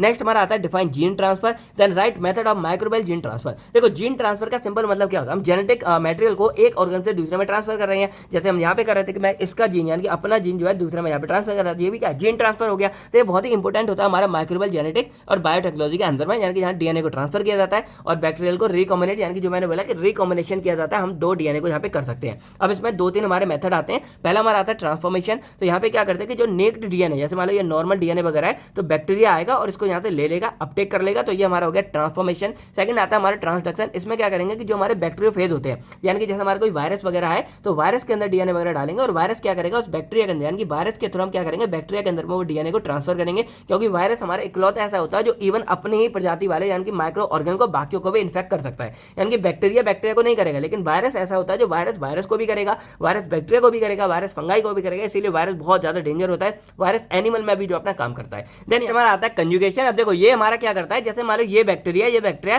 तो बैक्टीरिया का जो सेल कॉन्टैक्ट है नॉर्मल, अब देखो ये एक्चुअल में क्या होता है, जैसे ह्यूमन में सेक्सुअल प्रोसेस होते हैं ना, उस तरह मान लो कि एक ये बैक्टीरिया एक दूसरा बैक्टीरिया, तो इनके बीच में जो रिलेशनशिप चल रहा है ना, उससे क्या करेगा कि इसका जो डीएनए वो दूसरे में ट्रांसफर हो जाता है। तो बिल्कुल ही नेचुरल प्रोसेस है, इसको हम नहीं रोक सकते। देन सेकंड हमारा आता है रिकॉम्बिनेट मेथड। अब ये हमारा जेनेटिक इंजीनियरिंग में जो है इस्तेमाल किया जाएगा। अब यहीं पे एक क्वेश्चन आपके लिए बन के आता है कि भाई आपको बैक्टीरियोफेजेस के बारे में, यानी कि जो बैक्टीरियोफेज है ना, इसके बारे में कमेंट सेक्शन में आपको बताना है। अब इस पूरे के यानी कि जीन ट्रांसफर के हमारे एप्लीकेशन क्या होते हैं, तो ये हमारी जेनेटिक इंजीनियरिंग में हेल्प करेगा। इसके अलावा जो आरडीएनए टेक्नोलॉजी है उसमें हेल्प करेगा। देन जो हमारे माइक्रोवेव स्टडीज है उसमें हेल्प करेगा। इसके अलावा जो हमारी बायोटेक्नोलॉजी रिसर्च है उसमें हेल्प करेगा। यानी कि देखो एक चीज से शायद आप भी परेशान हो चुके होंगे, आरडीएनए। तो ये मानो कि अगर आपको आरडीएनए आ गया तो आगे की सारी टेक्निक लगभग आपको जो समझ आ जाती है, तो ये बहुत ही ज्यादा इंपॉर्टेंट हमारा पार्ट हो जाता है। अब नेक्स्ट हमारा आता है differentiate between transformation, transduction and conjugation. देखो ट्रांसफॉर्मेशन ना हमारी वो प्रोसेस है जिसमें क्या हो रहा है कि नॉर्मल जो हमारा डीएनए है जो आस पड़ोस के एनवायरमेंट में घूम रहा है, वो हमारा डायरेक्टली जो है बैक्टीरिया के अंदर में अपटेक हो जाता है, एब्जॉर्ब हो जाता है और बैक्टीरिया के अंदर पहुंच जाता है। इसके लिए कोई डायरेक्टली सेल कॉन्टैक्ट नहीं चाहिए और कोई बैक्टर वगैरह हमको नहीं चाहिए, डायरेक्टली चला जाता है। एग्जाम्पल जैसे अपटेक ऑफ प्लाज्मिड डीएनए, जो हमारा प्लाज्मिड डीएनए वो चला गया, ये जो कंपिटेंट बैक्टीरिया होते हैं यानी कि एक दूसरे में, वो हमारा चला जाता है। नेक्स्ट हमारा आता है ट्रांसडक्शन। अब इसमें क्या हो रहा है कि जो हमारा जेनेटिक मटेरियल है वो हमारा बैक्टीरियोफेज के द्वारा ट्रांसफर हो रहा है। अब ये बैक्टीरियोफेज क्या होता है, तो जैसे मान लो ये हमारा एक वायरल है, यानी कि वायरस हो गया, तो ये वायरस क्या करेगा कि इस वायरस के अंदर में कोई हमारा डीएनए वगैरह आ गया, या हम इसको एज अ कैरियर के अंदर इस्तेमाल करेंगे, और ये वायरस क्या करेगा कि इस डीएनए को एक बैक्टीरिया से मान लो ये दूसरे बैक्टीरिया में क्या कर रहा है, ट्रांसफर कर रहा है। यानी कि यहाँ पे क्या हो रहा है कि जो जेनेटिक मटेरियल है उसको ट्रांसफर करने के लिए हम लोग यहाँ पे वायरस का इस्तेमाल कर रहे हैं। तो DNA is transfer from one bacterium to another by viral particle, यानी कि वही मैंने बोला कि वायरल पार्टिकल से यहाँ पे एक बैक्टीरिया से मान लो दूसरे वायरस में बैक्टीरिया में ये ट्रांसफर हो रहा है। एग्जाम्पल जैसे हमारा फेक मीडिएटेड जीन ट्रांसफर हो गया, यानी कि फेक मतलब एक तरह से वायरस से वो मीडिएटेड वाला है, या हमारा बैक्टीरियल रिकॉम्बिनेशन हो गया। इसके बाद हमारा आता है कंजुगेशन। अब इसमें क्या हो रहा है कि यहाँ पे जो हमारे सेल है, यानी कि मान लो ये हमारे 2 बैक्टीरिया है, तो इनके बीच में सेक्सुअल कॉन्टैक्ट हो रहा है और उससे क्या हो रहा है कि इनका जो डीएनए है वो हमारे दूसरे वाले में यहाँ पे ट्रांसफर हो जा रहा है। अब ये मेनली हमारा ट्रांसफर करता है plasmid DNA from donor to recipient, यानी कि यहाँ पे क्या है कि प्लाज्मिड डीएनए को ये ट्रांसफर कर रहा है डोनर से रेसिपिएंट में, यानी कि मान लो इससे इसमें हो गया। एग्जाम्पल जैसे हमारा एफ प्लाज्मिड ट्रांसफर हो गया, या बैक्टीरियल मैटिंग हो गई, यानी कि बैक्टीरिया के बीच में जो मैटिंग हो रही है वो यहाँ पे हो गया। नेक्स्ट हमारा आता है define linkers and adapters with application. देखो लिंकर्स हमारे ना शॉर्ट सिंथेटिक डीएनए सीक्वेंस होते हैं, यानी कि हमने यहाँ पे सिंथेस यानी कि खुद यहाँ पे जो है इस तरह के मान लो छोटे छोटे डीएनए के सीक्वेंस बनाए हैं, जिसके अंदर रेस्ट्रिक्शन साइट होती है, यानी कि जहां से ये कट हो सकते हैं, और फॉर ज्वाइनिंग डीएनए फ्रेगमेंट। अब जैसे मान लो ये है तो इसको हम किसी और में जोड़ेंगे, तो वही है कि इनके बीच में वो साइट है कि ये हमारी क्या कर सकती है, यहाँ पे जाके जुड़ सकती है। अब जो एडेप्टर होते हैं वो short double strand DNA molecules होते हैं जो हमारे फॉरेन डीएनए को अटैच करेंगे। अब जैसे मान लो ये हमारा हो गया डीएनए, अब क्या करेगा इस डीएनए के जो फ्रेगमेंट है इसको वेक्टर के साथ अटैच करने में हेल्प कौन करेगा, हमारा एडेप्टर। जैसे जब हम मोबाइल चार्ज करते हैं ना, तो जो हमारी डाटा केबल है वो हमारी डाटा केबल एडेप्टर में लगेगी, एडेप्टर बिजली में लगेगा और वहां से इलेक्ट्रिसिटी हमारे फोन तक पहुंचेगी, तो उसमें वो हेल्प कर रहा है। उसी तरह ये हेल्प क्या करता है, हमारे डीएनए मॉलिक्यूल्स को वेक्टर से अटैच होने में हमारी हेल्प करता है। एग्जांपल जैसे हमारे सिंथेटिक लिंकर हो गया, या इसका हमारा डीएनए एडेप्टर हो गया। एप्लीकेशन क्या होते हैं, तो ये सारे के सारे हमारे डीएनए को सब कुछ हमारा डीएनए के अंदर में यूज होता है। तो एप्लीकेशन में सेम आएगा कि डीएनए टेक्नोलॉजी में इस्तेमाल करेंगे, डीएनए फ्रेगमेंट को ज्वाइन करने में हेल्प करेगा जो हमारे लिंकर्स हो गया, और जो हमारे ये जीन क्लोनिंग में हमारा हेल्प करेगा। देन नेक्स्ट आता है डीएनए पॉलीमरेज के बारे में, और डीएनए रेप्लिकेशन का क्या रोल है। देखो डीएनए जो इसमें रोल क्या है, तो देखो डीएनए पॉलीमरेज हमारा वो मेन एंजाइम होता है जो हमारा क्या करता है कि जैसे मान लो एक डीएनए है, ये एक डीएनए है, तो उसको 2 डीएनए बनाते हैं ना, उसमें हेल्प करता है। अब डीएनए ना एक सेमी कंजर्वेटिव मॉडल पे काम करता है। इसका मतलब क्या होता है, जैसे मान लो ये 2 है तो एक इसकी स्ट्रैंड इसकी आ जाएगी, मान लो ये पेरेंट डीएनए है और एक हमारा इधर आ जाएगा। उसके बाद यहाँ पे ना नए नए हमारे डीएनए बनेंगे और यहाँ नए बनते हैं। तो इसमें क्या करता है कि डीएनए पॉलीमरेज हमारा मेन एंजाइम है जिसको बनाएगा। तो वो करता कैसे, देखो जब इसकी एक स्ट्रैंड हमारी आ गई, मान लो ये आ गई, तो इसके अंदर ये शॉर्ट न्यूक्लियोटाइड है, तो ये डीएनए पॉलीमरेज क्या करेगा कि इनके नीचे नए नए न्यूक्लियोटाइड ऐसे देखो लेके आएगा और ये आपस में जुड़ते रहेंगे और इस तरह देखो यहाँ पे क्या होगा, डीएनए का डबल स्ट्रैंड हमारा बनकर तैयार होता है। तो इसीलिए डीएनए पॉलीमरेज हमारा ये मेन काम करता है। इसके अलावा ये वही है कि ये ऐड करेगा हमारे न्यूक्लियोटाइड को कॉम्प्लीमेंट्री टेम्पलेट स्ट्रैंड के साथ में और इससे हमारा जो है डीएनए रेप्लिकेट होता है। एग्जाम्पल जैसे हमारा डीएनए पॉलीमरेज 1 हो गया या हमारा टैग पॉलीमरेज हो गया। अब डीएनए रेप्लिकेशन में इसका रोल क्या होता है, तो वही है कि डॉटर डीएनए स्ट्रैंड को सिंथेसाइज करने में हेल्प करेगा। देन जो हमारा एंडोन्यूक्लियर होता है ये proof reading and error correction में हेल्प करेगा। देन ये हमारा proof reading and error correction में हेल्प करेगा। इसके बाद डीएनए रिपेयर मैकेनिज्म में हेल्प करेगा और पीसीआर एप्लीकेशन में, यानी कि ये मानो कि डीएनए पॉलीमरेज एंजाइम ही वो मेन एंजाइम है जो हमारे डीएनए को बनाने में, डीएनए को रेप्लिकेट करने में हेल्प करता है। तो इन सब में जो है इसका इस्तेमाल होता है। तो नेक्स्ट हम बात करते हैं define immunity and differentiate between humoral and cellular immunity. अब देखो इम्यूनिटी हमारी क्या होती है, जैसे मान लो ये एक पर्सन है और बाहर से कोई मान लो बैक्टीरिया वायरस आता है या कोई बीमारी वगैरह आती है, तो हमारी बॉडी क्या करती है, इससे लड़ने के लिए अपने अंदर के इम्यून सिस्टम को जगाती है और वह उसके साथ फाइट करेगा। तो ये एबिलिटी कितनी है हमारी, यानी कि हमारी एबिलिटी खुद की कि हम उससे सामने वाले से फाइट कर सके, उसी एबिलिटी ऑफ बॉडी को हम यहाँ पे इम्यूनिटी बोल देते हैं। अब ये हमारी क्या करेगी, जो बाहर से आए हुए पैथोजन या डिजीज है उनसे हमारी बॉडी की रक्षा करती है। एग्जाम्पल 2 टाइप की इम्यूनिटी है, एक हमारी नेचुरल है, एक हमारी एक्वायर्ड है। नेचुरल क्या होती है, जैसे हम जब से पैदा हुए, हमारे पैदा होने से लेकर आज तक जो हमारी बॉडी में ऑलरेडी प्रेजेंट है वो नेचुरल हो गई। अब एक्वायर्ड में क्या होता है कि जैसे डिजीज और बीमारी के कंडीशन के बेस पे हमारी बॉडी की जो इम्यूनिटी अपना काम करती है या एक्टिवेट होती है उसको हम एक्वायर्ड इम्यूनिटी बोल देंगे। अब ये एक्वायर्ड हमारी 2 टाइप की होती है, एक हमारी ह्यूमरल होती है, एक हमारी सेलुलर होती है और इन्हीं के बारे में बात करनी होती है। जो ह्यूमरल इम्यूनिटी है वो हमारी एंटीबॉडीज मतलब एंटीबॉडीज के द्वारा मीडिएटेड होती है और एंटीबॉडी हमारी प्रोड्यूस होती है बीटा लिम्फोसाइट के साथ में। अब देखो जो बाहर से हमारा आता है ना, जो भी हमारा फॉरेन मटेरियल है, जीनोबायोटिक्स है,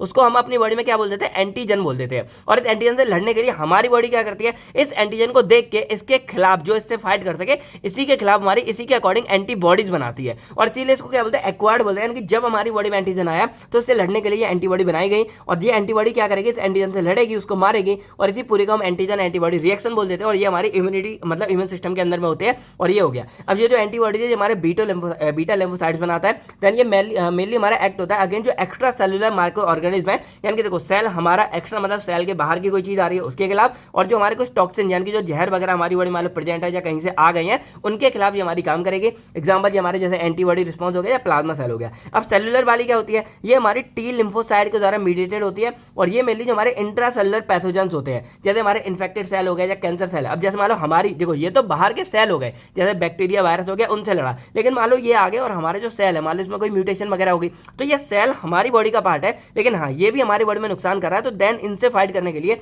हमारी बॉडी क्या करेगी, इनके खिलाफ लड़ेगी और इसको हम यहाँ पे सेलुलर इम्यूनिटी बोलेंगे, क्योंकि यहाँ पे क्या कर रही है, ये अपने ही सेल के खिलाफ लड़ रही है, क्योंकि वो सेल्स के अंदर कोई पैथोजन या कुछ हमारा आ चुका है। तो ये मेनली हमारा प्रोटेक्ट करता है इंट्रासेलुलर पैथोजन, यानी कि जो हमारे सेल के अंदर के पैथोजन उनके खिलाफ, और जो हमारे कुछ इन्फेक्टेड सेल होते हैं उनके खिलाफ, और जो हमारे कुछ कैंसर सेल होते हैं। देखो कैंसर सेल क्या होता है, हमारी बॉडी का सेल होता है, बस उसमें म्यूटेशन हो जाती है कि वो हमारी बॉडी का नॉर्मल सेल इन्फेक्टेड सेल में कन्वर्ट हो जाता है और वो कैंसर कॉज करेगा, तो उससे भी हमारा लड़ेगा। एग्जाम्पल जैसे टी सेल रिस्पॉन्स हो गया या साइटोटॉक्सिक टी सेल हो गया। नेक्स्ट हमारा आता है define immunoglobulin and write there types and function. अब देखो ये जो हमारे इम्यूनोग्लोबिन्स होते हैं इनको शॉर्ट में हम आईजीई बोल देंगे और ये एक्चुअल में नन अदर देन इन्हीं को हम यहाँ पे एंटीबॉडीज बोल देते हैं। यानी कि ये जो हमारे होते हैं ना इम्यूनोग्लोबिन, ये हमारे एंटीबॉडीज होते हैं और ये प्लाज्मा सेल के द्वारा प्रोड्यूस किए जाते हैं एंटीजन के रिस्पॉन्स में। जैसे मैंने बोला कि बाहर से कुछ आया, एंटीजन आया, देन उनसे लड़ने के लिए हमारी बॉडी क्या करेगी, एंटीबॉडी प्रोड्यूस करेगी। तो ये जो हमारे एंटीबॉडीज हैं इन्हीं को हम यहाँ पे इम्यूनोग्लोबिन्स बोल देते हैं। तो ये हमारे क्या करेंगे, जो इन्फेक्शन वगैरह उससे लड़ने में हमारी हेल्प करेंगे और जो फॉरेन सब्सटेंस उससे लड़ने में हमारी ये हेल्प करते हैं। देन यहाँ पे नेक्स्ट हमारा आता है टाइप्स। तो ये हमारी ना लॉन्ग टर्म इम्यूनिटी प्रोवाइड करेंगे। देखो हमारी बॉडी में जितने अच्छी इम्यूनिटी होगी एंटीबॉडीज होंगे उतना वो अच्छे से फाइट करेंगे। देन जो प्राइमरी इन्फेक्शन वगैरह उसमें ये प्रोड्यूस होते हैं और जो म्यूकोजस सर्फेस वगैरह उससे प्रोटेक्ट करेंगे और जो एलर्जिक रिएक्शन है उसमें इन्वॉल्व रहते हैं। अब जैसे ये आपको पूरा दिख रहा होगा, ये एक जनरल स्ट्रक्चर हो गया एंटीबॉडीज का। अब इनका ना ये इस तरह का शेप होता है और ये जो हमारे होता है ना ये एंटीजन बाइंडिंग साइट होती है, यानी कि जो मान लो कोई एंटीजन वगैरह होगा उस पर ये साइड जाके हमारी चिपक जाएगी और देन उसके साथ जाके फाइट करेगी। ये कॉन्स्टेंट चेन हो गया, ये लाइट चेन हो गया और ये पूरी हमारी हैवी चेन होती है। ये पूरा हमारा एंटीबॉडीज हो गया। फंक्शन फंक्शन क्या होते हैं, तो यह जो हमारे टॉक्सिन या पैथोजन यानी कि जो हमारे एलर्जेंस यानी कि एंटीजेंस होते हैं उनको न्यूट्रलाइज करेगा, जो हमारी इम्यूनिटी है उसको प्रोटेक्शन प्रोवाइड करेगा, जो कॉम्प्लीमेंट सिस्टम है उसको एक्टिवेट करेगा, और जो हमारे एंटीजन रिकॉग्निशन है उसमें ये हमारी हेल्प करता है। नेक्स्ट हमारा आता है define MSc molecules and write there structure and function. देखो एमएससी का मतलब होता है मेजर हिस्टोकम्पैटिबिलिटी कॉम्प्लेक्स। अब ये ना एक मॉलिक्यूल होता है जो हमारी सेल सरफेस प्रोटीन एक तरह से होती है। इसका मतलब क्या है, अब जैसे मान लो हमारी बॉडी में ये सेल आ गया कोई बाहर का, तो एक एंटीजन है। अब ये एंटीजन है तो भाई हमारी बॉडी कैसे पहचानेगी कि कोई बाहर का आ चुका है एंटीजन है, तो इसके लिए यहाँ पे प्रेजेंट होते हैं हमारे एमएससी। और एमएससी क्या करेंगे कि मान लो ये कोई बाहर का सेल आ गया, हमारे जीनोबायोटिक्स आ गया, तो ये क्या करेंगे इसके ऊपर अटैच हो जाएंगे और ये हमारे प्रोटीन्स है। और जैसे ये इसके फ्रेगमेंट यानी कि ये आया, इसने अपना डीएनए आरएनए जो भी फ्रेगमेंट तोड़ा उसके ऊपर जाके ये बाइंड हो गए, और जैसे ये बाइंड होंगे तो अब ये हाईलाइट हो जाएगा, और ये जैसे ही हाईलाइट हो जाएगा तो हमारी बॉडी को सिग्नल पहुंच जाएगा कि भाई बाहर से कुछ हमारा आ चुका है जो हमारा एंटीजन है, और देन हमारी बॉडी क्या करेगी इनको पहचानेगी। अब ये यहाँ भी हेल्प करता है। अब जैसे मान लो ये हमारे बॉडी के इस पार्ट में आ गया, मान लो इस पार्ट में आ गया, तो यहाँ पे हमारी बॉडी के और भी तो नॉर्मल सेल है ना, तो ये हमारी बॉडी कहीं ऐसा ना हो कि नॉर्मल सेल को मारते, इसलिए यहाँ पे क्या होता है कि ये जो हमारे एमएससी प्रोटीन है ये यहाँ पे जाके बाइंड हो जाएंगे, और जब यहाँ पे जाके बाइंड हो जाएंगे तो हमारी बॉडी को एकदम पहचान रहेगी कि भाई ये है जीनोबायोटिक और हमें जो है इसको जाके मारना है, और तब हमारी बॉडी क्या करेगी इसको जाके मारेगी, और ऐसे जो है हमारे जो एंटीजन बाहर से आते हैं उनकी पहचान बनती है और उनको हमारी बॉडी क्या करेगी इम्यून रिस्पॉन्स से खत्म करेगी। तो हमारे कॉम्प्लेक्स में सेल सर्वे प्रोटीन होते हैं जो एंटीजन प्रेजेंटेशन यानी कि एंटीजन को जो प्रेजेंट करते हैं कि भाई ये हमारा एंटीजन है और इम्यून रिस्पॉन्स हमारा शो करेंगे। तो ये immune cell recognition foreign antigen यानी कि जो फॉरेन से हमारे एंटीजन है उसको पहचानने में हेल्प करते हैं, और हमारे इम्यून यानी कि जैसे ये पहचान देते हैं हमारे जो इम्यून सिस्टम वो रिस्पॉन्स एक्टिव हो जाता है उसमें हेल्प करेंगे। ये 2 क्लास के होते हैं, MSc class 1 MSc class 2। Structure देखा जाए तो कंपोज इनमें एक प्रोटीन चेन प्रेजेंट होती है सेल मेम्ब्रेन के ऊपर में, देन बाइंड एंटीजेनिक पेप्टाइड्स में एंटीजेनिक पेप्टाइड वगैरह प्रेजेंट होते हैं, देन जो इम्यून सेल और जो हिम्पोसाइट है उनके साथ एसोसिएट होगा, और जो न्यूक्लियस सरफेस मतलब यहाँ पे सेल्स होते हैं न्यूक्लियट वाले उनके सरफेस पे जाके होता है हमारा पूरा प्रेजेंट करता है। फंक्शन क्या होते हैं, तो ये प्रेजेंट करेगा एंटीजन को हमारे टी सेल के साथ में, कि टी सेल हमारे बॉडी के इम्यून सेल है जो उनको बताएगा कि भाई ये हमारा एंटीजन है, आप जाके देख लो। वो कहता है ना मान ले देख लेना भाई ये हमारा बाहर से आ गया, तो टी सेल जाके लड़ाई करेगा उसको मारेगा। देन ये हमारे जो इम्यून रिकॉग्निशन है उसमें हेल्प करेगा यानी कि इम्यून सिस्टम है, और इसके बाद जो ट्रांसप्लांट स्टडी वगैरह होती है इसको मैं आगे बताऊंगा उसमें हेल्प करेगा। इसके अलावा जो हमारे इम्यून रिस्पॉन्स मैकेनिज्म है उसमें हमारी हेल्प करता है। देन हमारा आता है हाइपर सेंसिटिविटी रिएक्शन के बारे में, और क्लासिफाई टाइप देना है। देखो हाइपर सेंसिटिविटी रिएक्शन देखा जाए तो ये क्या होता है, हमारी बॉडी का रिएक्शन है। जैसे मान लो ये हमारा फॉरेन का सब्सटेंस आया, हमारी बॉडी क्या कर रही है इससे लड़ रही है, तो कई बार क्या होता है कि कुछ रीजन की वजह से हमारी बॉडी क्या करती है इनके खिलाफ वो ज्यादा ही रिएक्शन दे देती है। अब जैसे मान लो मैं हूँ, ठीक है, आप बोलोगे सर आपने ये नोट्स नहीं दिए, आप बोलोगे कोई बात नहीं चलो ठीक है कल तक कर देंगे, आज कर देंगे, शाम तक कर देंगे, क्योंकि हम ही तो लगातार बना ही रहे हैं ना, थोड़ा आप भी समझा करो यार लगातार। अभी आप देखोगे रियल बता रहे आपकी कदम घर वाली कदम 2 से 2.5-3 महीने हो गए हैं, एक भी दिन ऐसा नहीं है जिस दिन हम 2 बजे से पहले सोए हो और 8-9 बजे से ज़्यादा सोए हो। यानी कि ये मानो डेली भाई काम करो काम करो काम करो, और इतना ज़्यादा काम हो गया ना दिमाग फ्रस्ट्रेट फटने वाला हो गया है इतना ज़्यादा, क्योंकि एक साथ सभी सेम के एग्जाम और सब कुछ आ गया ना, बस लगे रहते हैं और आप लोग को फिर भी लगता है कि भाई हम कुछ करते नहीं है। बहुत गलत बात है यार। तो यहाँ पे क्या कि जैसे अभी मान लो कि आप मुझसे बोलते हो, मैं प्यार से बोलूँ कोई बात कर दूंगा, लेकिन कई बार क्या होता है कि दिमाग बहुत ज़्यादा हाइपर ऑलरेडी है और आप कुछ बोलोगे हम भड़क जाएंगे, हम एकदम बहुत ज़्यादा रिएक्शन दे देंगे, क्या बोल रहे हो आप, ये बोले वो, तो वो मेरा हाइपर रिएक्शन है कि मैं ना बहुत ज़्यादा रिएक्शन हो गया। वही होता है कि मान लो ये फॉरेन से आया तो हमारी बॉडी ना कई बार ये होती है कि इनके खिलाफ हाइपर सेंसिटिविटी कॉज करेगी, यानी कि अगर माइनर सा भी फॉरेन आ जाएगा तो हमारी बॉडी बहुत ज़्यादा रिस्पॉन्स देना शुरू कर देती है। और बस नुकसान यही है कि अगर देखो ये बहुत ज़्यादा रिस्पॉन्स देगी तो कई बार ये होता है हमारी बॉडी के खुद के जो सेल्स होते हैं ना उनको भी डैमेज करना शुरू कर देगा, तो ये हमारे टिश्यू डैमेज हो गया या एलर्जिक डिसऑर्डर हो गया उन सब में करेगा। तो ये मेनली हमारा जो अब नॉर्मल इम्यून रिस्पॉन्स यानी कि हमारी इम्यून सिस्टम है उसका जो अब नॉर्मल रिस्पॉन्स हो गया उसके मतलब उसी की वजह से यहाँ पर डेंसिटी ज़्यादा आती है। अब ये मोस्टली जो हमारी एलर्जी होती है, जो अस्थमा होता है ना उसमें ज़्यादा आता है। अब ये हमारी 4 टाइप की है। टाइप 1 है हमारी जो इमीडिएट एकदम हमारी हाइपर सेंसिटिव रिएक्शन आ जाती है। टाइप 2 हमारी साइटोटॉक्सिक है, सेल में कोई टॉक्सिटी वगैरह कॉज हो रही है तब आ रही है। टाइप 3 हमारे immune complex hyper sensitivity reaction है जो इम्यूनिटी से रिलेटेड होती है। और टाइप 4 हमारी डिलेड है यानी कि बहुत देर बाद हमारी ये रिएक्शन देखने को मिलेगी, कुछ लंबे टाइम तक होता रहता है तब। एग्जांपल हमारे जैसे अस्थमा और एनाफिलैक्सिस में हमारी टाइप 1 है कि जैसे ही आपने देखा होगा कोई इरिटेंट वगैरह आया एकदम मतलब सांस आना थी बंद हो जाती है और सांस की जुकाम ये सब होने लगता है। हीमोलाइटिक एनीमिया यानी कि हमारे टाइप 2 जैसे हमारे सेल्स वगैरह के जो हीमोग्लोबिन है वो सब डैमेज होने लगते हैं और जो हमारे आरबीसी डैमेज होंगे तो भाई क्या होता है यहाँ पे एनीमिया कॉज हो जाता है। देन टाइप 3 हमारे यहाँ पे सीरम सिकनेस है यानी कि यहाँ पे कोई सीरम वगैरह उसकी वजह से हो गया। या टाइप 4 हमारा ट्यूबरकुलिन रिएक्शन हो जाती है। नेक्स्ट हमारा आता है immune stimulation stimulation and immune suppression. तो देखो इम्यून स्टिमुलेशन क्या होता है एक्चुअल में कि हमारी बॉडी का जो इम्यून रिस्पॉन्स है, मान लो वो किसी पैथोजन या डिजीज के खिलाफ आ रहा है तो वो कम आ रहा है, तो हम क्या करेंगे उसको बढ़ाएंगे। तो इम्यून स्टिमुलेशन क्या है, हमारा इन्हांसमेंट होता है हमारे इम्यून रिस्पॉन्स का किसी पैथोजन या डिजीज के खिलाफ में। तो हमारी बॉडी का जो डिफेंस मैकेनिज्म होता है इन्फेक्शन के खिलाफ उसको बढ़ा देता है। जैसे हमारे वैक्सीन हो गए या इम्यून स्टिमुलेंट हो गए, जब इनको दिया जाता है तो इनका इम्यूनिटी हमारी बढ़ जाती है और जैसे फॉरेन से कोई भी हमारा सब्सटेंस आएगा उसके खिलाफ जो हमारी फाइट करके उसको खत्म कर देगा। देन हमारे इम्यून सप्रेशन है, तो ये हमारी इम्यूनिटी मान लो कभी बहुत ज्यादा हाइपर हो जाती है कुछ रीजन में, तब हम जो इसको डाउन करते हैं। अब ये मोस्टली जो हमारी ऑटो इम्यून डिजीज होती है, यानी कि हमारी बॉडी इतनी एक्टिव हो जाती है कि जो खुद के बॉडी के सेल थे उनको पहचानती नहीं है, उनको मारना शुरू कर देती है, तो उसमें हेल्प करेगा। इसके अलावा जो ट्रांसप्लांटेशन, इसमें क्या है, मान लो कोई पर्सन है और उसका ट्रांसप्लांट होना है, इनकी कोई ऑर्गन बदलना है, तो हमारी बॉडी क्या समझती है कि ये जो ऑर्गन है ना ये हमारा जीनोबायोटिक्स है, यानी कि एंटीजन है, तो हमारी बॉडी ना इससे लड़ने के लिए एंटीबॉडी वगैरह बनाएगी। लेकिन भाई ये तो हमारी बॉडी का पार्ट बनना चाह रहा है ना, क्योंकि हमने इसको लगाया खुद से, तो हम यहाँ पे क्या करेंगे, इम्यून सप्रेसेंट दे देंगे। तो वो क्या करेगा, उस टाइम पे बॉडी की इम्यूनिटी को सप्रेस कर देगा, जिससे जो हमारी बॉडी है वो इसको ना मारे जो हमने ट्रांसप्लांट नया ऑर्गन लगाया या कुछ भी लगाया, और बाद में वो बॉडी क्या करेगी, धीरे धीरे उसको एक्सेप्ट कर लेती है।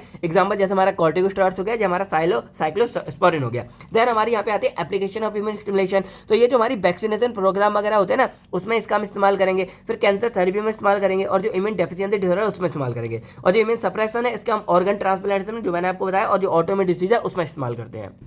बाकी ये हमारा एलर्जी ट्रीटमेंट में और जो हमारे इन्फ्लामेटरी डिसऑर्डर होते हैं ना उसमें हेल्प करता है। देन यार नेक्स्ट हमारा आता है right preparation, storage and stability of bacterial vaccine, यानी कि हमारे वैक्सीन कैसे बनाए जाते हैं। तो देखो बैक्टीरियल, पहले समझो कि वैक्सीन का ओवरऑल फंडा क्या होता है। जैसे मान लो ये हमारी बॉडी है, ठीक है, तो यहाँ पे क्या होता है कि मान लो हमारी बॉडी में अगर कोई बैक्टीरिया या वायरस आ रहा है तो हमारी बॉडी में क्या करेगा, नुकसान पहुंचाएगा। तो हम यहाँ पे ना वैक्सीन देते हैं। अब वैक्सीन में क्या होता है, जैसे मान लो ये हमको एक तरह के वायरस की वजह से हो रही है, तो हम क्या करेंगे, इस वायरस का ना बहुत ही माइनर सा पार्ट लेंगे, और इस माइनर से पार्ट को हम क्या करेंगे, अपनी बॉडी में इंजेक्ट करेंगे in the form of vaccine, यानी कि वैक्सीन बना के, और जो उसके टॉक्सिन वगैरह एक तरह से मान सकते हैं इनइफेक्टिव, यानी कि जो हमारा नुकसान वाला नहीं है उसको लेकर हम बॉडी में इंजेक्ट करेंगे। हमारी बॉडी क्या करती है, बॉडी जैसे इसको देखती है हमारी बॉडी इसके खिलाफ क्या करेगी, एंटीबॉडीज बनाना शुरू कर देगी, और दूसरी यहाँ पे मेमोरी सेल बनाना शुरू कर देती है। इसका मतलब क्या है कि हमारी बॉडी याद रखेगी भाई ये बंदा आ रहा है, और इसके खिलाफ हमारी बॉडी में एंटीबॉडीज हमेशा के लिए एक तरह से मान लो कि बन के तैयार हो जाएंगे। अब यहाँ पे क्या होता है कि जब अगली बार मान लो हमारे एंटीबॉडी बन गए, तो अगली बार हमने देखो इसके खिलाफ बनाया लेकिन बहुत कम क्वांटिटी में दिया कि नुकसान ना करे, तो हमने जब अगली बार इसी के जैसा वायरस कोई हमारी बॉडी में आएगा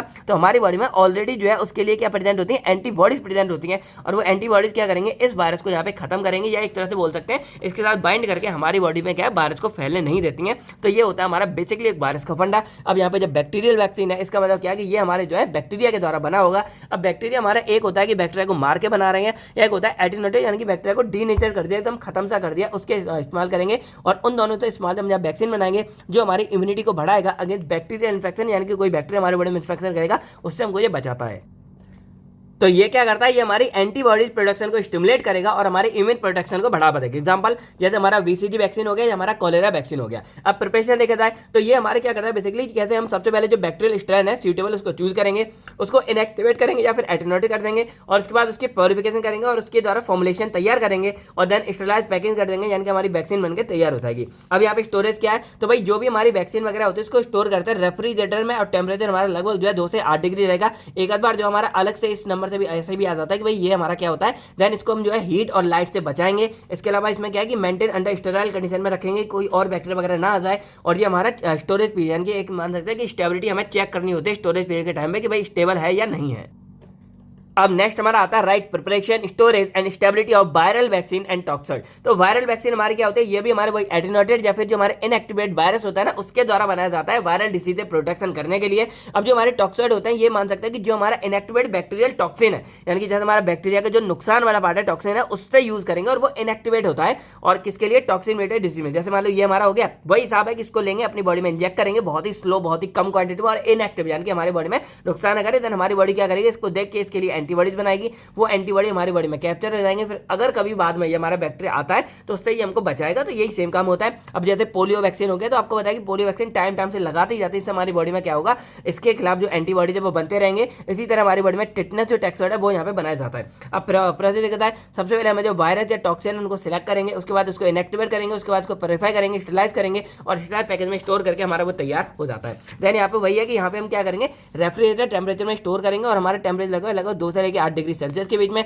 देन जो हमारी कॉन्टामिनेशन हीट है उसे प्रोटेक्ट करेंगे। देन इसको कोल्ड चैन कंडीशन में रखेंगे। देन जो हमारी मॉनिटर रेगुलर इसको मॉनिटर करते रहेंगे। देन हमारा आता है यहाँ पे टॉक्सॉइड वैक्सीन और एंटी टॉक्सिन के बारे में। देखो टॉक्सॉइड वैक्सीन हमारी वही है जो इनएक्टिवेटेड बैक्टीरियल टॉक्सिन होते हैं ना, उनके द्वारा ये बनाया जाता है और ये क्या करेगा, हमारी इम्यूनिटी को मतलब एक तरह से इम्यूनिटी को एक्टिव करेगा, जिससे आने वाले कोई भी हमारा टॉक्सिन मीडिएटेड डिसीज होगी उससे हमको राहत मिलेगी। और ये हमारी एंटीबॉडी, मैंने क्या बोला कि जो भी हमारे आते हैं ना हमारी बॉडी में क्या करेंगे, एंटीबॉडी फॉर्मेशन को मतलब बढ़ाते हैं, जिससे आगे कभी मान लो वो रियल में आता है तो जो एंटीबॉडी है वो क्या करेंगे, उसके खिलाफ हमारी बॉडी में फाइट करेंगे। जैसे हमारा टिटनेस का हो गया या हमारा डायफ्थेरिया टैक्सॉइड हो गया। देन हमारा एंटीटॉक्सिन आते हैं, तो ये हमारी वो एंटीबॉडी मतलब antitoxin are antibody produce against specific toxin, यानी कि जैसे हमारे कोई स्पेसिफिक टॉक्सिन है उसके खिलाफ ये हमारी क्या करेंगे, एंटीबॉडी को प्रोड्यूस करते हैं और उसके जैसे मान लो कोई हमारी बॉडी में टॉक्सिन का इफेक्ट है तो उसको न्यूट्रलाइज करेंगे, यानी कि ये एक्चुअल में वो एंटीबॉडीज है जो हमारे टॉक्सिन से लड़के उसको न्यूट्रलाइज करती हैं। अब ये हमको पैसिव इम्यूनिटी प्रोवाइड करेंगे, यानी कि साइड से लड़ने में हेल्प करेंगे। टॉक्सिन प्रोड्यूसिंग माइक्रोऑर्गेनिज्म जैसे हमारा एंटी टिटनेस सीरम हो गया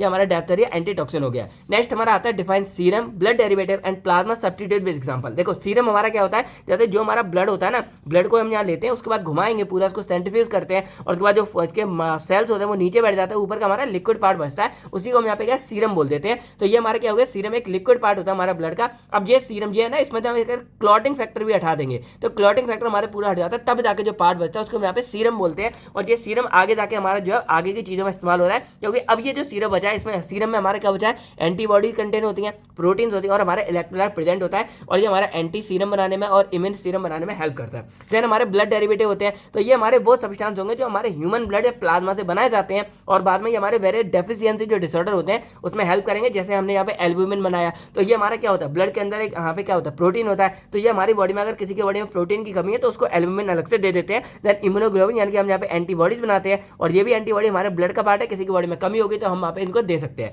देन प्लाज्मा सब्स्टिट्यूट, ये हमारे वो सब्सटेंस होते हैं जो ब्लड वॉल्यूम को मेंटेन करेंगे। अगर मान लो किसी की बॉडी में कोई चोट वगैरह लग गई, खून बह गया, तो हम यहाँ पे क्या करेंगे, अलग से उसको ब्लड दे सकते हैं। तो वो जो अलग से ब्लड सब्सटेंस दे रहे हैं उसी को हम यहाँ पे प्लाज्मा सब्स्टिट्यूट बोलेंगे। और जो सर्कुलेटरी वॉल्यूम हो गया या ब्लड हो गया उसको रिस्टोर करने में हेल्प करेगा। एग्जाम्पल जैसे हमारा डेक्स्ट्रन होता है या हमारा हीमोसेल होता है।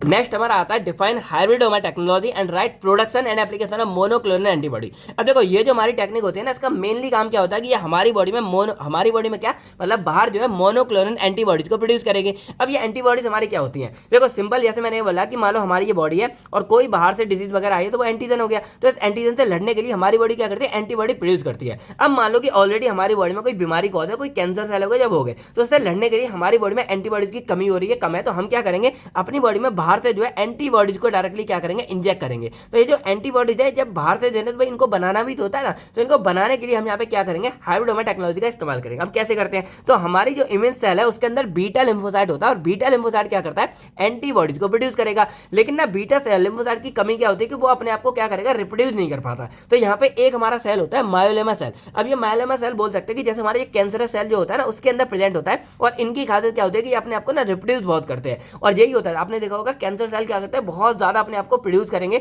और मल्टीपल सेल बना के इस तरह का ट्यूमर बना देंगे जो कैंसर कॉज करता है। तो हम वहां से ना इस मायोलेमा सेल को ले लेते हैं और मायोलेमा सेल क्या करता है कि बहुत जल्दी क्या रैपिडली ग्रोथ करेगा। तो हम यहाँ पे क्या करेंगे कि जो हमारी एंटीबॉडीज है इसके साथ में हम यहाँ पे मायोलेमा सेल को मिक्स कर देंगे। और अब यहाँ पे क्या होगा कि देखो मायोलेमा सेल और यहाँ पे बीटा लिम्फोसाइट को मिक्स कर दिया, तो इसको हम यहाँ पे हाइब्रिडोमा बोलेंगे, यानी कि एक हाइब्रिड सेल बन गया। और इस पूरी टेक्नोलॉजी को बनाने को हम यहाँ पे हाइब्रिडोमा टेक्नोलॉजी बोल देंगे। अब इसका फायदा क्या होगा कि अब जो हमारे बीटा लिम्फोसाइट है वो क्या करेंगे, वो तो यहाँ पे एंटीबॉडीज को प्रोड्यूस करेंगे, और जो हमारा ये है यानी कि मायोलेमा सेल है वो पूरे बीटा लिम्फोसाइट को क्या करेगा, यहाँ पे रिप्रोड्यूस करेगा, यानी कि लंबा बनेगा। तो इससे क्या होगा कि हमें एक ही यानी कि बीटा लिम्फोसाइट हमें मल्टीपल यहाँ पे मिलते जा रहे हैं, और वो बीटा लिम्फोसाइट मल्टीपल यहाँ पे हमारे एंटीबॉडीज बनाते जा रहे हैं, यानी कि एक तीर से दो निशाने हो रहे हैं। हमारे बीटा लिम्फोसाइट भी बनता जा रहा है और यहाँ पे हमारे जो बीटा लिम्फोसाइट है यानी कि इनकी मल्टीप्लिकेशन हो रही है, और ये हमारे ढेर सारे जो है एंटीबॉडीज को बनाते जा रहे हैं। और इस तरह में इस टेक्नोलॉजी जो है ढेर सारे एंटीबॉडीज मिलते हैं, और इन एंटीबॉडीज का इस्तेमाल करेंगे हम अपनी बॉडी में छुपी हुई जो एंटीजन है बीमारी है उनसे लड़ने के लिए। बस एक खासियत क्या होती है कि यहाँ पे ना आइडेंटिकल, जैसे मान लो यहाँ पे जो बीटा लिम्फोसाइट्स है इनमें जब बनाते हैं ना बीटा लिम्फोसाइट ना एक स्पेशल टाइप के एंटीबॉडी बनाते हैं, यानी कि एक जैसे कोई सेल है मान लो बी लिम्फोसाइट है वो एक पर्टिकुलर टाइप के यहाँ पे एंटीबॉडी बनाते हैं। तो बस यही है कि ये पूरा जो हमारा बनाना टेक्निक ये एक टाइप का बनाएगा, लेकिन तो ऐसा नहीं कि केवल एक बनाएगा, एक टाइप का बनाएगा। अगर हमें मान लो कोई दूसरे टाइप के चाहिए तो हम यहाँ पे दूसरे टाइप के बीटा लिम्फोसाइट का इस्तेमाल करेंगे और हमें दूसरे टाइप का बनाएंगे। तो इस तरह ये पूरा फंडा हमारा चलता रहता है। तो यहाँ पे हम क्या कि एक identical antibody against specific antigen. अब मान लो हमें कैंसर सेल के खिलाफ लड़ना है तो हम एक स्पेसिफिक एंटीजन बना रहे हैं स्पेसिफिक एंटीबॉडी बना रहे हैं जो उसी पे जाके बाइंड करेंगे और हमारे कैंसर सेल से लड़ेंगे। एग्जाम्पल जैसे हमारे हाइब्रिडोमा सेल्स हो गए, जो हमारे मोनोक्लोनल एंटीबॉडीज हो गए। अब यहाँ पे देखा तो आइसोलेशन, अब यहाँ पे क्या होता है प्रोडक्शन देखा था, तो यहाँ पे जो एंटीबॉडी हमारी बीटा सेल प्रोड्यूस करती है, जैसे हमारा बीटा लिम्फोसाइट्स हो गए, उसको आइसोलेट करेंगे, उसको मायोलेमा सेल के साथ फ्यूज करेंगे और उसके बाद जो हमारे हाइब्रिड सेल है वो यहाँ पे फॉर्म हो जाएगा और उसके बाद जो हमारे एंटीबॉडीज है उनकी प्रोडक्शन प्योरिफिकेशन करके हमारे एंटीबॉडीज बनकर तैयार हो जाते हैं। देन एप्लीकेशन देखा जाए तो ये जो हमारी कैंसर थेरेपी होती है ना उसमें इस्तेमाल करेंगे, इसके बाद जो हमारी डायग्नोस्टिक किट है उसमें इस्तेमाल करेंगे और जो हमारे इम्यूनोलॉजिकल रिसर्च वगैरह होती है ना उसमें इस्तेमाल करेंगे। बाकी जो हमारी टारगेटेड ड्रग डिलीवरी होती है ना उसमें इस्तेमाल करते हैं।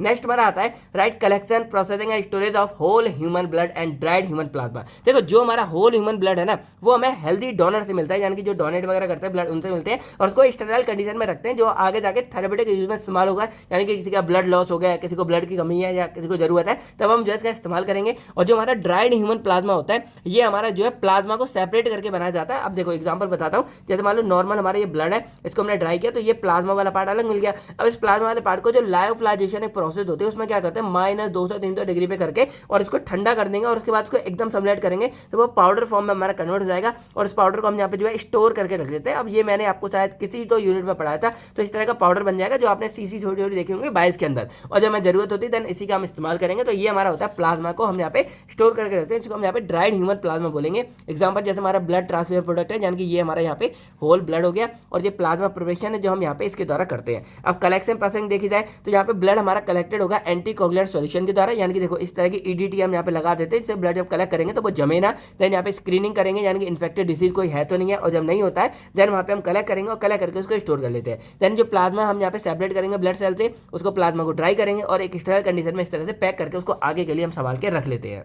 अब देखो स्टोरेज यहाँ पे भी हमारी सेम होगी कि जो हमारा होल ब्लड है ना वो हमारा रेफ्रिजरेटर टेम्परेचर में रखा जाएगा और लगभग हमारा 2 से 8 डिग्री के बीच में, यानी कि कम में ही रखते हैं। देन जो हमारा प्लाज्मा है वो हमारा सील स्टेराइल कंटेनर में स्टोर होगा और ये हमें कॉन्टेमिनेशन से हमको बचाना होता है। देन यहाँ पे प्रॉपर स्टोरेज कंडीशन को हमें फॉलो करना होता है। देन यहाँ पे हमारे कुछ टेस्ट आते हैं एलिजा, और हमें इसके प्रिंसिपल के बारे में बताना है क्योंकि एक दो बार ये आ जाता है। देखो एलिजा का नाम क्या है यहाँ पे, एंजाइम लिंक इम्यूनोसॉर्बेंट एसे, यानी कि इसकी फुल फॉर्म हमारी ये हो जाती है। अब ये ना एक इम्यूनोलॉजिकल टेस्ट होता है जो हमें ये डिटेक्ट करने में हेल्प करता है कि हमारी बॉडी में एंटीजन या एंटीबॉडी प्रेजेंट है या नहीं है। देखो मैं सिंपल बताता हूं कि ये हमारे वो टेस्ट होते हैं जो एचआईवी टेस्ट या इन सबको पता लगाने में हेल्प करते हैं। कैसे करते हैं मैं आपको शॉर्ट में बता देता हूं। मान लो एचआईवी की टेस्टिंग करनी है, तो मान लो ये हमारी बॉडी है। अब हमारी ये किसी की भी बॉडी नहीं है भाई, ये मान लो एक फिक्सल कैरेक्टर है, एचआईवी किसी को ना हो बड़ा गंदा होता है। तो मान लो कि इस बंदे की बॉडी में क्या हो गया, एचआईवी चला गया। तो अब अगर मान लो ये इसकी बॉडी में एचआईवी गया ना, तो इसकी बॉडी क्या करेगी कि यहाँ पे एंटीबॉडीज बनाएगी इसके खिलाफ में। अब हमें ना चेक करना है कि भाई इस बंदे को एचआईवी है या नहीं है, तो उसके लिए टेस्ट हमारा होता है एलिजा। अब कैसे करेंगे, तो यहाँ पे क्या करेंगे कि हम इस बंदे का ब्लड लेंगे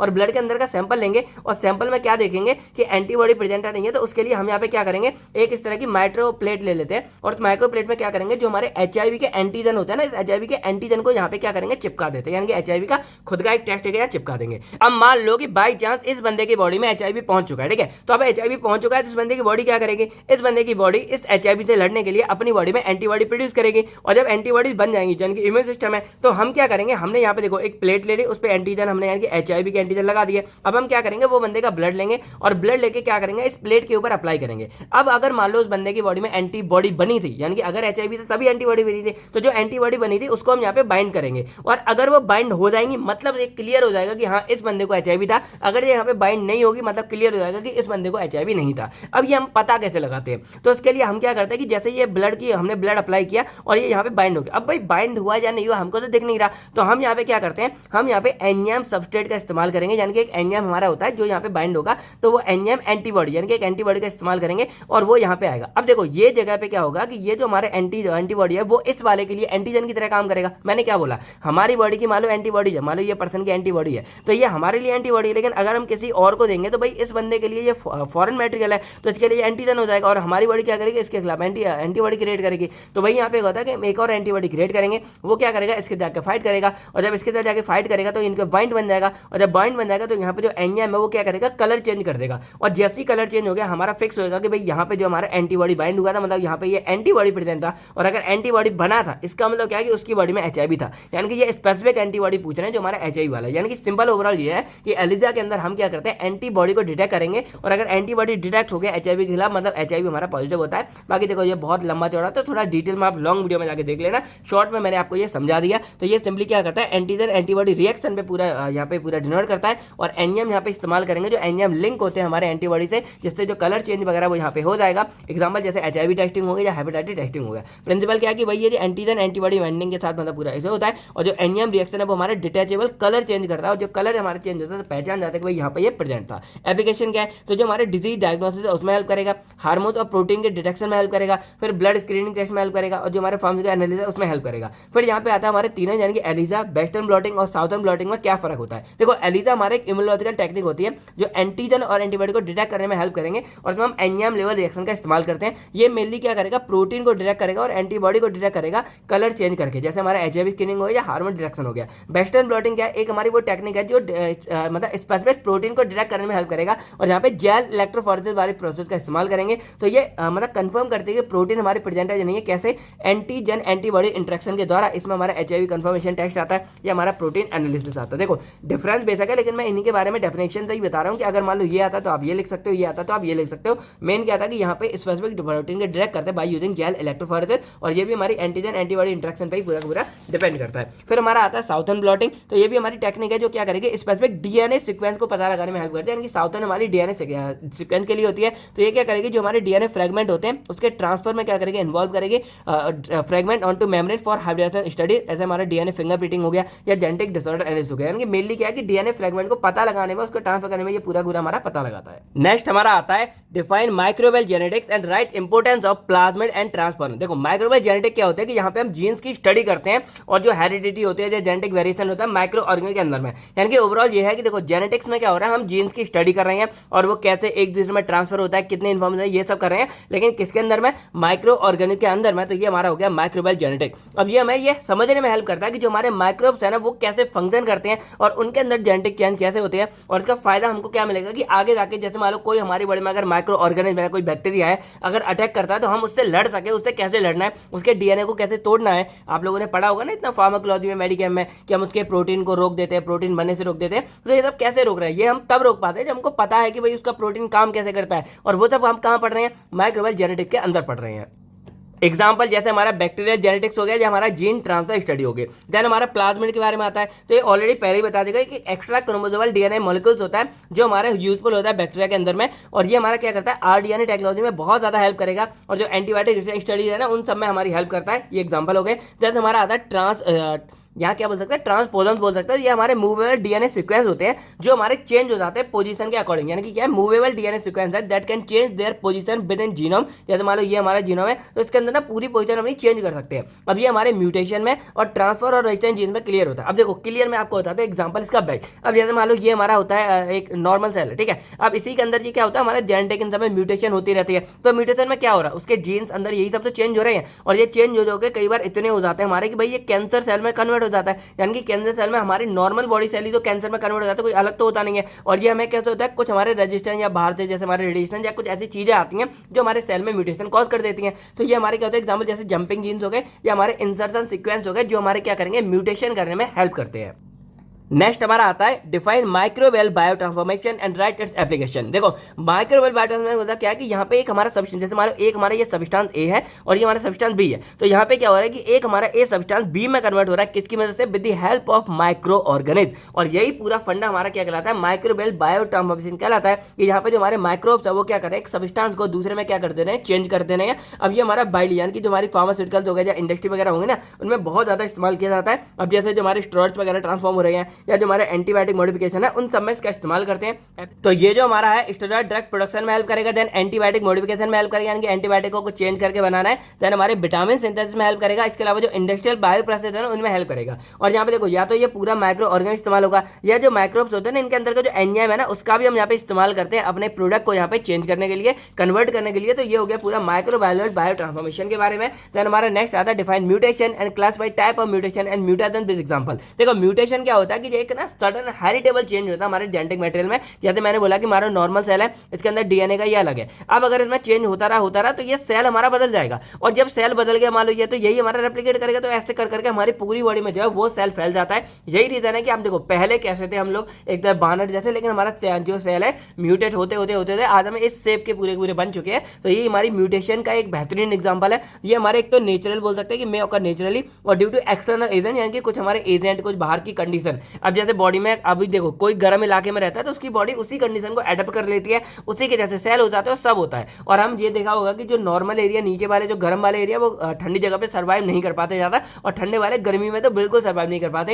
एग्जाम्पल जैसे पॉइंट म्यूटेशन हो गया या फ्रेम शिफ्ट म्यूटेशन हो गया। अब टाइप देखा जाए तो एक हमारा होता है जीन म्यूटेशन जो हमारे एक सिंगल जीन को अफेक्ट करेगा, फिर एक हमारा होता है क्रोमोसोमल म्यूटेशन, ये क्या करेगा जो क्रोमोसोम का स्ट्रक्चर होता है उसको अफेक्ट करेगा, फिर हमारा पॉइंट म्यूटेशन है ये जो सिंगल न्यूक्लियोटाइड चेंज है, यानी कि देखो इस तरह जो हमारे जहाँ पे बाइंड होते रहते हैं इनको चेंज करेगा। और जो फ्रेम शिफ्ट म्यूटेशन है ये हमारे इंसर्शन और डिलीटेशन में क्या करेगा, एक तरह से कॉज करेगा। अब म्यूटेशन देखा जाए तो कुछ हमारे फिजिकल म्यूटेशन होते हैं जैसे हमारा रेडिएशन वगैरह हो गया, कुछ हमारे केमिकल म्यूटेशन हो गए जैसे हमारे नाइट्रस एसिड हो गया, कुछ हमारे बायोलॉजिकल म्यूटेशन हो गए जैसे हमारा वायरसेस वगैरह हो गया, कुछ हमारे एनवायरमेंटल म्यूटेशन हो गए जैसे हमारा डीएनए डैमेज, ये डीएनए को डैमेज करेंगे एनवायरमेंट वाले। तो ये सब हमारे कुछ म्यूटेशन है जो क्या करेंगे, डैमेज करते हैं। जैसे बायोलॉजिकल हमारे जैसे वायरस, केमिकल जैसे हमारा नाइट्रस ऑक्साइड, फिजिकल जैसे हमारा रेडिएशन, और एनवायरमेंटल जैसे हमारा जो आस पड़ोस का पूरा एरिया हो गया ये डीएनए को डैमेज करेगा। एग्जाम्पल जैसे हमारे यूवी रेज हो गए या एक्स रेज हो गए या हमारा नाइट्रस ऑक्साइड हो गया। नेक्स्ट हमारा आता है define fermentation and right it's method and general requirement. तो देखो मैंने आपसे स्टार्टिंग में बोला था कि हम यहाँ पे आगे जाके फर्मेंटेशन के बारे में बात करेंगे। तो ये एक्चुअल में क्या होता है, देखो फर्मेंटेशन का मतलब क्या होता है, मैं सिंपल एग्जांपल बताऊं, घर पे अचार बनाना है। अब घर पे अचार बनाने का आपने एग्जांपल इसलिए देखा, आपने देखा होगा जैसे घर में दादी वगैरह या माँ वगैरह अचार में क्या करती है, नॉर्मल एक वो लेंगे, उसके बाद यहाँ पे जो हमारी आम वगैरह छोटे छोटे होते हैं कच्चे वाला उसको डाल देंगे, और उसके बाद उसमें सौंफ वगैरह सब कुछ डाल देंगे, और उसके बाद उसमें क्या करेंगे, तेल वगैरह पूरा डाल देते हैं। अब ऐसे क्या होता है कि धीरे धीरे धीरे धीरे वो अचार जो हमारा होता है वो गलने लगता है, और धीरे धीरे आपने देखा होगा कि उसके अंदर पूरी स्मेल वगैरह आ जाती है और एकदम बेहतरीन अचार बनके तैयार हो जाता है, और देर बाद खाओगे तो मजा आएगा। तो उसमें क्या हो रहा है, वो एक तरह से हमारी फर्मेंटेशन प्रोसेस थी कि यहाँ पे क्या हो रहा है कि हमने किसी चीज को यहाँ बंद करके रख दिया और धीरे धीरे वहां पे हमारी रिएक्शन होती जा रही है, और रिएक्शन हो गया यहाँ पे एक यूजफुल प्रोडक्ट यानी कि हमारा अचार बनकर तैयार हो जाता है। कुछ इसी तरह हमारा होता है यहाँ पे, यानी कि यहाँ पे क्या होता है कि फर्मेंटेशन एक तरह से हमारी बायोकेमिकल प्रोसेस होती है जिसमें जो हमारे माइक्रो ऑर्गेनिज्म होते हैं ना, जैसे हमारे बैक्टीरिया वगैरह होता है, वो यूजफुल प्रोडक्ट में कन्वर्ट कर देता है कंट्रोल एरिया में। अब जैसे मैं आपको बोलूँ कि मान लो हमने यहाँ पे दूध लिया इतना पतीला भर के, अब मैंने यहाँ पे क्या किया,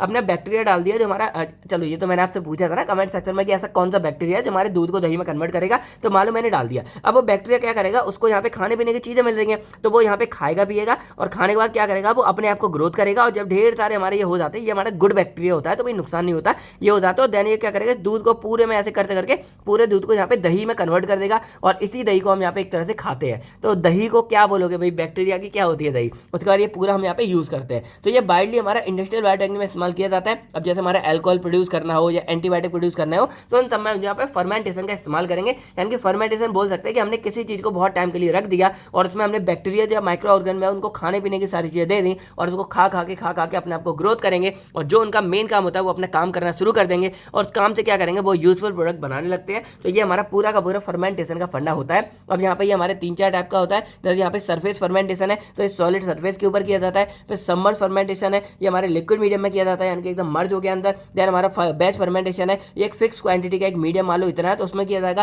देन हमारा कंटिन्यूस फर्मेंटेशन है, ये कंटिन्यूस हमारा चलता रहता है। बाकी इसके लिए पूरा हमारा इंस्ट्रूमेंट होता है फर्मेंटेड जो लॉन्ग में भी आता है, लार्ज स्केल वाला, एक बार आपको जरूर देख लेना। देन यहाँ बात करते हैं जनरल रिक्वायरमेंट के बारे में। तो ये हमारे ना स्वीट, देखो इसमें क्या चाहिए, हमको एक न्यूट्रिशन मीडियम चाहिए जिसमें ये पूरा ग्रोथ करेगा। देन एक ऑप्टिमम टेम्परेचर और पीएच चाहिए, फिर स्टेरल कंडीशन चाहिए, और हमें प्रॉपर एरेशन या एजिटेशन की जरूरत पड़ती है। ये हमारे क्या होते हैं, जो हमारा एक लार्ज स्टेज फर्मेंटर होता है ना उसकी ये प्रोसेस होती है, और इनका बेसिकली काम क्या, देखो एरेशन क्या करता है कि जो हमारे स्टेरल एयर, क्योंकि भाई इनको ऑक्सीजन वगैरह भी तो चाहिए, तो स्टेरल एयर प्रोवाइड करेगा, ऑक्सीजन वगैरह प्रोवाइड करेगा, और एजिटेशन क्या करेगा, इनको हल्का सा मिक्स वगैरह करता रहेगा, एजिटेट करेगा, थरता रहेगा, और ये इस तरह हमारा जो है पूरी फर्मेंटेशन अच्छे से यहाँ पे हो जाती है। नेक्स्ट हमारा आता है write media requirement and sterilization method in fermentation technology. अब देखो जो फर्मेंटेशन मीडिया है ना तो उसके अंदर हमारे न्यूट्रिएंट प्रेजेंट होते हैं जो हमारे ग्रोथ के लिए एंड प्रोडक्ट फॉर्मेशन के लिए बहुत जरूरी होती है। अब ये जो मीडिया हमारा होता है ये कार्बन, नाइट्रोजन, मिनरल, विटामिन ये सब प्रोवाइड करेगा हमारे बैक्टीरिया को, जिससे बैक्टीरिया हमारा अच्छे से ग्रोथ कर सके। एग्जाम्पल जैसे हमारा मोलेज मीडियम हो गया या हमारा सिंथेटिक मीडियम हो गया। अब मीडिया क्या क्या रिक्वायरमेंट होता है, तो देखो ये तो मैंने वैसे बता दी शॉर्ट में। तो यहाँ पे कार्बन सोर्स प्रेजेंट होगा, तो कार्बन क्या करेगा, हमारे बैक्टीरिया को एनर्जी प्रोवाइड करेगा। देन नाइट्रोजन क्या करेगा, प्रोटीन सिंथेसिस में हेल्प करेगा। देन हमारे देखो नाइट्रोजन अमीनो एसिड प्रोटीन में करेंगे। देन हमारे मिनरल्स होते हैं जो हमारे माइक्रोबियल ग्रोथ में हेल्प करेंगे, और जो विटामिन होते हैं वो हमारे मेटाबॉलिक एक्टिविटी में हेल्प करेंगे। तो ओवरऑल अगर देखा जाए तो देखो जो भी हमारा फर्मेंटेशन ये सब है ये एक्चुअल में हमारी क्या हो रही है, कि हम यहाँ पे एक तरह से ये मान लो कि हमने ये पूरा एरिया बनाया और यहाँ पे जो हमारे माइक्रोब्स होते हैं उनको ग्रोथ करेंगे और ये माइक्रोब्स क्या करेंगे कि जो इनका काम है वो हेल्प करेंगे। जैसे माइक्रोब जैसे मैंने क्या बोला, वैक्सीन बनती है, मैंने क्या बोला, एंटीबायोटिक बनती है, ये सब क्या हमारे बैक्टीरिया वैक्सीन से, बैक्टीरिया वायरल वगैरह से बनते हैं। तो इन सब के लिए हमें इनको ग्रोथ करना पड़ता है ना। जब ग्रोथ करेंगे देन उनके अंदर का जो मटेरियल है उसको हम यहाँ पे आइसोलेट करेंगे और उसका इस्तेमाल करेंगे अपने लिए एंटीबायोटिक और बाकियों के लिए। लेकिन उसके लिए हमें सबसे पहले जो है बैक्टीरिया को पालना पड़ेगा, उसको ग्रोथ कराना पड़ेगा। तो वो सब हम यहाँ पे करते हैं फर्मेंटेशन वाली प्रोसेस के अंदर में। एग्जाम्पल अब यहाँ पे नेक्स्ट हमारा आता है स्टेरिलाइजेशन मेथड। तो यहाँ पे जो हीट स्टेरिलाइजेशन है उसके मतलब हीट स्टेरिलाइज कर सकते हैं, देन हम फिल्ट्रेशन स्टेरिलाइज कर सकते हैं हीट सेंसिटिव मटेरियल के लिए, देन हम केमिकल स्टेरिलाइजेशन कर सकते हैं यूजिंग डिसइंफेक्टेंट, और लास्ट में हम यहाँ पे रेडिएशन स्टेरिलाइज कर सकते हैं यूवी रेज के द्वारा। नेक्स्ट हमारा आता है define aeration process and stirring in fermentation technology. देखो एरेशन हमारी वो प्रोसेस है जिसमें जो हमारी स्टेराइल एयर होती है और जो ऑक्सीजन होती है, मैंने बोला कि स्टेराइल एयर और ऑक्सीजन हम यहाँ पे प्रोवाइड करेंगे। ये हमारा फर्मेंटेशन मीडियम है जिससे हमारे जो एरोबिक माइक्रो ऑर्गेनिज्म यानी कि जो हमारे ऑक्सीजन की वजह से ग्रोथ करेंगे वो अपने आप को ग्रोथ कर सके। देन जो हमारा स्टेरर होता है जो प्रॉपर यानी कि जो हमारे न्यूट्रिएंट्स वगैरह है ना उनको मिक्स करने में हेल्प करेगा। और ये किसको करेगा, न्यूट्रिएंट हो गया, ऑक्सीजन हो गया, या माइक्रोबल सेल हो गया फर्मेंटेशन के अंदर में। एग्जाम्पल जैसे हमारा एयर स्पार्गर हो गया, ये हमारा क्या हो गया, एरेशन हो गया। और जो हमारा मिक्सिंग वाला हो गया ये हमारा मैकेनिकल स्टेरर हो गया।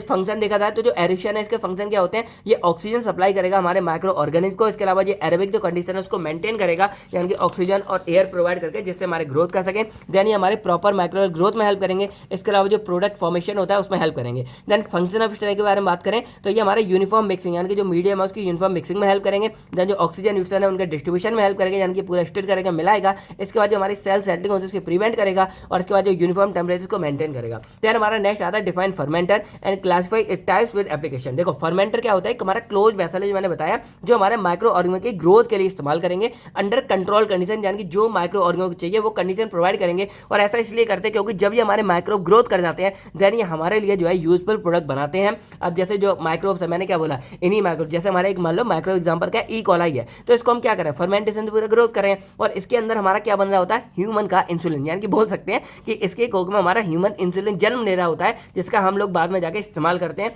तो ये हमारा क्या होगा, एक तरह से फर्मेंटेशन के अंदर ही पूरा उचता है, सब कुछ होता है। देन ये हमारा क्या एक सूटेबल कंडीशन प्रोवाइड करता है फर्मेंटेशन के लिए, जैसे हमारा स्टिर टैंक फर्मेंटर हो गया या हमारा एयर लिफ्ट फर्मेंटर हो गया। अब ये हमारे एक स्टिर होता है तो ये हमारे लार्ज स्केल प्रोडक्शन में इस्तेमाल करेंगे। देन एयर लिफ्ट फर्मेंटर ये हमारे लो शेयर मिक्सिंग यानी कि जो जिसमें स्लोली सब मिक्स होता है उसमें करेंगे। देन हमारा कंटिन्यूस फर्मेंटर है, ये जो कंटिन्यूस प्रोडक्शन है उसमें हेल्प करेंगे। और देन हमारा बैच फर्मेंटर है, ये जो फिक्स क्वालिटी ऑफ फर्मेंटर है उसमें हेल्प करेंगे। एप्लीकेशन क्या है, तो ये हमारे एंटीबायोटिक प्रोडक्शन में, क्योंकि भाई बैक्टीरिया वायरस को ये जन्म देंगे मतलब उगाएंगे और उससे हमें एंटीबायोटिक मिलेगा। देन ये एंजाइम प्रोडक्शन में, वैक्सीन प्रोडक्शन में और अल्कोहल फर्मेंटेशन में हेल्प करता है। देन हमारा आता है यहाँ पे जो लार्ज स्केल फर्मेंटर होता है उसके डिजाइन क्या और कंट्रोल पैरामीटर क्या होते हैं। देखो लार्ज स्केल जो फर्मेंटर होता है वो हमारा डिजाइन किया जाता है कि जो ऑप्टिमम हमारी कंडीशन है वो मेंटेन की जा सके, जो हमारे इंडस्ट्रियल माइक्रोबियल ग्रोथ है और प्रोडक्ट फॉर्मेशन है उसके लिए। अब इसमें हमारा एरिक्शन, एजिटेशन, टेम्परेचर कंट्रोल ये सब प्रोवाइड होता है। एरिक्शन मैंने बता दिया, एजिटेशन मैंने बता दिया, टेम्परेचर कंट्रोल बता दिया कि टेम्परेचर को कंट्रोल करेगा। एग्जाम्पल जैसे हमारा इंडस्ट्रियल बायो रिएक्टर हो गया या हमारा स्टेनलेस स्टील का फर्मेंटर हो गया। तो नेक्स्ट हम यहाँ बात करते हैं डिजाइन फीचर्स के बारे में। तो यहाँ पे हमारा जो है यानी कि एजिटेशन प्रेजेंट होना चाहिए, एरेशन सिस्टम प्रेजेंट होना चाहिए और यहाँ पे सैम्पलिंग अरेंजमेंट हमारी प्रॉपर होनी चाहिए। Then temperature and pH control होना चाहिए। देन यहाँ पे फॉर्म कंट्रोल मैकेनिज्म भी होना चाहिए। कंट्रोल पैरामीटर बात करें तो यहाँ पे क्या है कि जो ऑप्टिमम लेवल हमारे यहाँ पे टेम्परेचर का होना चाहिए। देन पीएच हमारा जो है माइक्रोवेव ग्रोथ के अकॉर्डिंग कंट्रोल होना चाहिए। एरेशन हमारा प्रॉपर होना चाहिए कि भाई ऑक्सीजन को प्रोवाइड करे और एजिटेशन हमारा प्रॉपर हो कि भाई वो अच्छे तरीके से जो है मिक्सिंग वगैरह करता रहे। अब नेक्स्ट हमारा आता है define aerator and write method of foam control in fermentation. देखो एरेटर हमारे एक डिवाइस होता है जो सप्लाई करता है स्टेराइल एयर को फर्मेंटेशन मीडियम में। अब ये हमारा क्या करेगा कि ये जो एरोबिक कंडीशन है उसको मेंटेन करेगा फर्मेंटेशन के अंदर में, जैसे हमारा स्पार्कर हो गया या एयर डिफ्यूजर हो गया। देन यहाँ बात करें इसके मेथड ऑफ फोम कंट्रोल के बारे में, तो जो मैकेनिकल फॉर्म होता है ये क्या करेगा, फॉर्म को रिड्यूस करेगा तोड़ के, यानी कि मतलब फॉर्म झाग वगैरह बन रहा है उसको तोड़ के छोटा कर देगा। जो केमिकल एंटी फॉर्मिंग एजेंट होते हैं जो मीडियम में मिलाए जाएंगे तो वो फॉर्म को कम करेंगे। देन हमारा सिलिकॉन ऑयल होता है जो एंटी फॉर्म एजेंट की तरह काम करेगा। और देन यहाँ पे हमारे कुछ कंट्रोल एरिक्शन होते हैं जो मिनिमाइज करेंगे हमारे फॉर्म एरोगेशन को। देन यहाँ हमारा एप्लीकेशन, तो ये प्रॉपर ऑक्सीजन सप्लाई में इस्तेमाल किया जाएगा। देन यहाँ पे ये प्रिवेंट करेगा ओवरफ्लो को। देन जो स्टेबल फर्मेंटेशन प्रोसेस है उसमें यूज करेंगे और जो एफिशिएंट प्रोडक्ट फॉर्मेशन में हेल्प करेगा। देन यहाँ पे नेक्स्ट हमारा आता है पेनिसिलिन एंड सिट्रिक एसिड के प्रोडक्शन एप्लीकेशन के बारे में। देखो पेनिसिलिन हमारी एक एंटीबायोटिक होती है जो हम फर्मेंटेशन प्रोसेस से बनाई जाती है। कैसे, हमारे एक फंगाई होता है पेनिसिलियम कायरोसोनेरम। अब इसको क्या है पूरा फर्मेंट करेगा और फर्मेंट करके जो है इसी की मदद से हम यहाँ पे जो है पेनिसिलिन को यहाँ पे बनाते हैं। इसी तरह जो हमारा सिट्रिक एसिड होता है वो हम यहाँ पे एस्परगिलस नाइगर के द्वारा फर्मेंट करके बना सकते हैं। और जैसे एग्जांपल हमारा पेंसिल हो गया या सिट्रिक एसिड हो गया। अब प्रोड्यूस कैसे करेंगे, तो जो हमारे माइक्रो ऑर्गन में ग्रोथ वाले उसको न्यूट्रिएंट मीडियम में डाल देंगे, जैसे को यहाँ पे डाल दिया। देन फर्मेंटेशन हमारी कैरेट आगे पूरी कंट्रोल कंडीशन प्रोवाइड करेंगे। उसके बाद यहाँ पे इसको सेपरेट करेंगे और देन इसको प्योरीफाई कर लेंगे और उसके बाद जो फाइनल प्रोडक्ट है हमारा पेंसिल या सिट्रिक एसिड है वो हमारा बन जाएगा और उसको पैक करके मार्केट में भेज देते हैं। एप्लीकेशन हमारी क्या होती है इन दोनों की, तो पेनिसिलिन हमारे जो है बैक्टीरियल इन्फेक्शन को ट्रीट करने में हेल्प करेगा। देन ये फार्मास्यूटिकल प्रिपरेशन होती है उसमें हेल्प करेगा। फिर जो हमारे एंटी माइक्रोबियल थेरेपी है उसमें हेल्प करेगा और जो हॉस्पिटल में इन्फेक्शन वगैरह होता है उसमें हेल्प करेगा। देन सिट्रिक एसिड हमारे एक फूड प्रिजर्वेटिव की तरह काम करेगा, यानी कि फूड में जो प्रिजर्वेटिव हो गया। देन ये हमारा एसिडिफाइंग एजेंट की तरह काम करेगा, जो हमारी फार्मास्यूटिकल फॉर्मुलेशन है उसमें यूज करेंगे और जो बिवरेज इंडस्ट्री वगैरह है खाने पीने वाली वैसी उनमें इस्तेमाल करेंगे। नेक्स्ट हमारा आता है कि भाई जो हमारे विटामिन B12 है और जो ग्लूटामिक एसिड है उनकी प्रोडक्शन एप्लीकेशन के बारे में। देखो विटामिन जो B12 है ना वो हमारी माइक्रोबियल फर्मेंटेशन के द्वारा बनाया जाएगा, जिसमें बैक्टीरिया जैसे हमारा सूडोमोनास हो गया या हमारा प्रोपिन और बैक्टीरियम हो गया ना, इनका इस्तेमाल करेंगे विटामिन B12 को बनाने के लिए। और जो हमारा ग्लूटामिक एसिड होता है ये हमारा फर्मेंटेशन बनाया जाएगा, जिसमें हम यहाँ पे कोरिना बैक्टीरियम स्पीसीज का इस्तेमाल करेंगे। एग्जाम्पल जैसे हमारा साइलोकोबालामिन हो गया विटामिन B12 और जो मोनोसोडियम ग्लूटामेट होगा जो ये हमारा बन जाएगा। देन प्रोडक्शन देखा जाए तो यहाँ पे हमारे जो सूटेबल माइक्रो ऑर्गेनिज्म है उसको यहाँ पे सिलेक्ट करेंगे। देन फर्मेंटेशन में डाल देंगे और न्यूट्रिएंट मीडिया को प्रोवाइड कर देंगे। Then recovery and purification of product बाद में करेंगे और जो हमारा प्रोडक्ट मिलेगा उसकी प्रोसेसिंग करेंगे और रिपैकिंग करके इस्तेमाल करेंगे। अब एप्लीकेशन यानी कि फायदे क्या होते हैं, तो जो हमारा विटामिन B12 है उसमें कोबालामिन होता है, तो ये हमारे जो एनीमिया होता है उसकी ट्रीटमेंट में हेल्प करेगा। देन ये हमारे न्यूट्रिशन सप्लीमेंट आपने देखा होगा ना, विटामिन B12 बहुत ज़्यादा लोग इस्तेमाल करते हैं। देन जो हमारे नर्व डिसऑर्डर होते हैं नर्व्स में न्यूरॉन वाले उसमें हेल्प करेगा। इसके बाद जो हमारे फार्मास्यूटिकल प्रिपरेशन है उसमें हेल्प करेंगे। फिर जो हमारे ग्लूटामिक एसिड होगा ये एक फ्लेवर एनहांसर की तरह काम करेगा, यानी कि फ्लेवर को बढ़ाएगा। देन फूड इंडस्ट्री वगैरह में इस्तेमाल करेंगे। फिर जो हमारी फार्मास्यूटिकल इंडस्ट्री वगैरह उसमें इस्तेमाल करेंगे और जो न्यूट्रिशन वैल्यू प्रोडक्ट होता है उसमें इस्तेमाल करेंगे। नेक्स्ट हमारा आता है यहाँ पे write production and application of griseofulvin. अब देखो ग्रीसियोफल्विन एक हमारी एंटी फंगल एंटीबायोटिक होती है जो हमारी पेनिसिलिन ग्रीसियोफल्विन से बनाई जाती है फर्मेंटेशन प्रोसेस के द्वारा, इसीलिए इसका नाम क्या होता है ग्रीसियोफल्विन होता है। तो ये हमारी सिंबल क्या करेगी, जो फंगल सेल डिवीजन होता है उसको इनहिबिट करेगी और उसकी ग्रोथ को रोकती है। एग्जांपल जैसे हमारी ओरल एंटी फंगल प्रिपरेशन हो गया, ये हमारी डर्मोफाइटिक इन्फेक्शन के लिए हेल्प करेगा। प्रोडक्शन देखी जाए तो जो पेनिसिलिन स्पीसीज होती है ना उसके द्वारा ये हमारे कल्टीवेट किया जाएगा।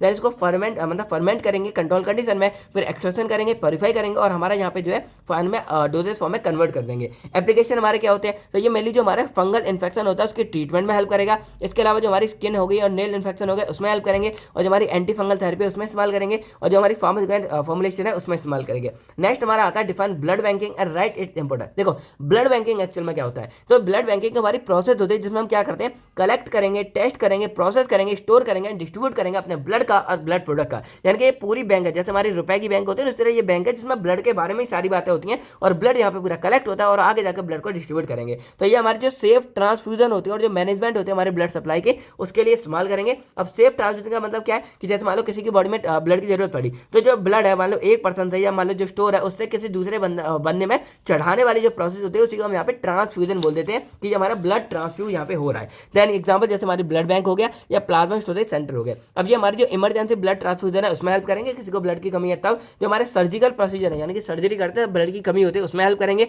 फिर जो किसी को मान लो एनीमिया हो गया या ब्लड डिसऑर्डर हो गया उसमें हेल्प करेंगे। देन कोई अगर एक्सीडेंट से आता है या ट्रॉमा मैनेजमेंट है उसमें हम ब्लड का इस्तेमाल करते हैं।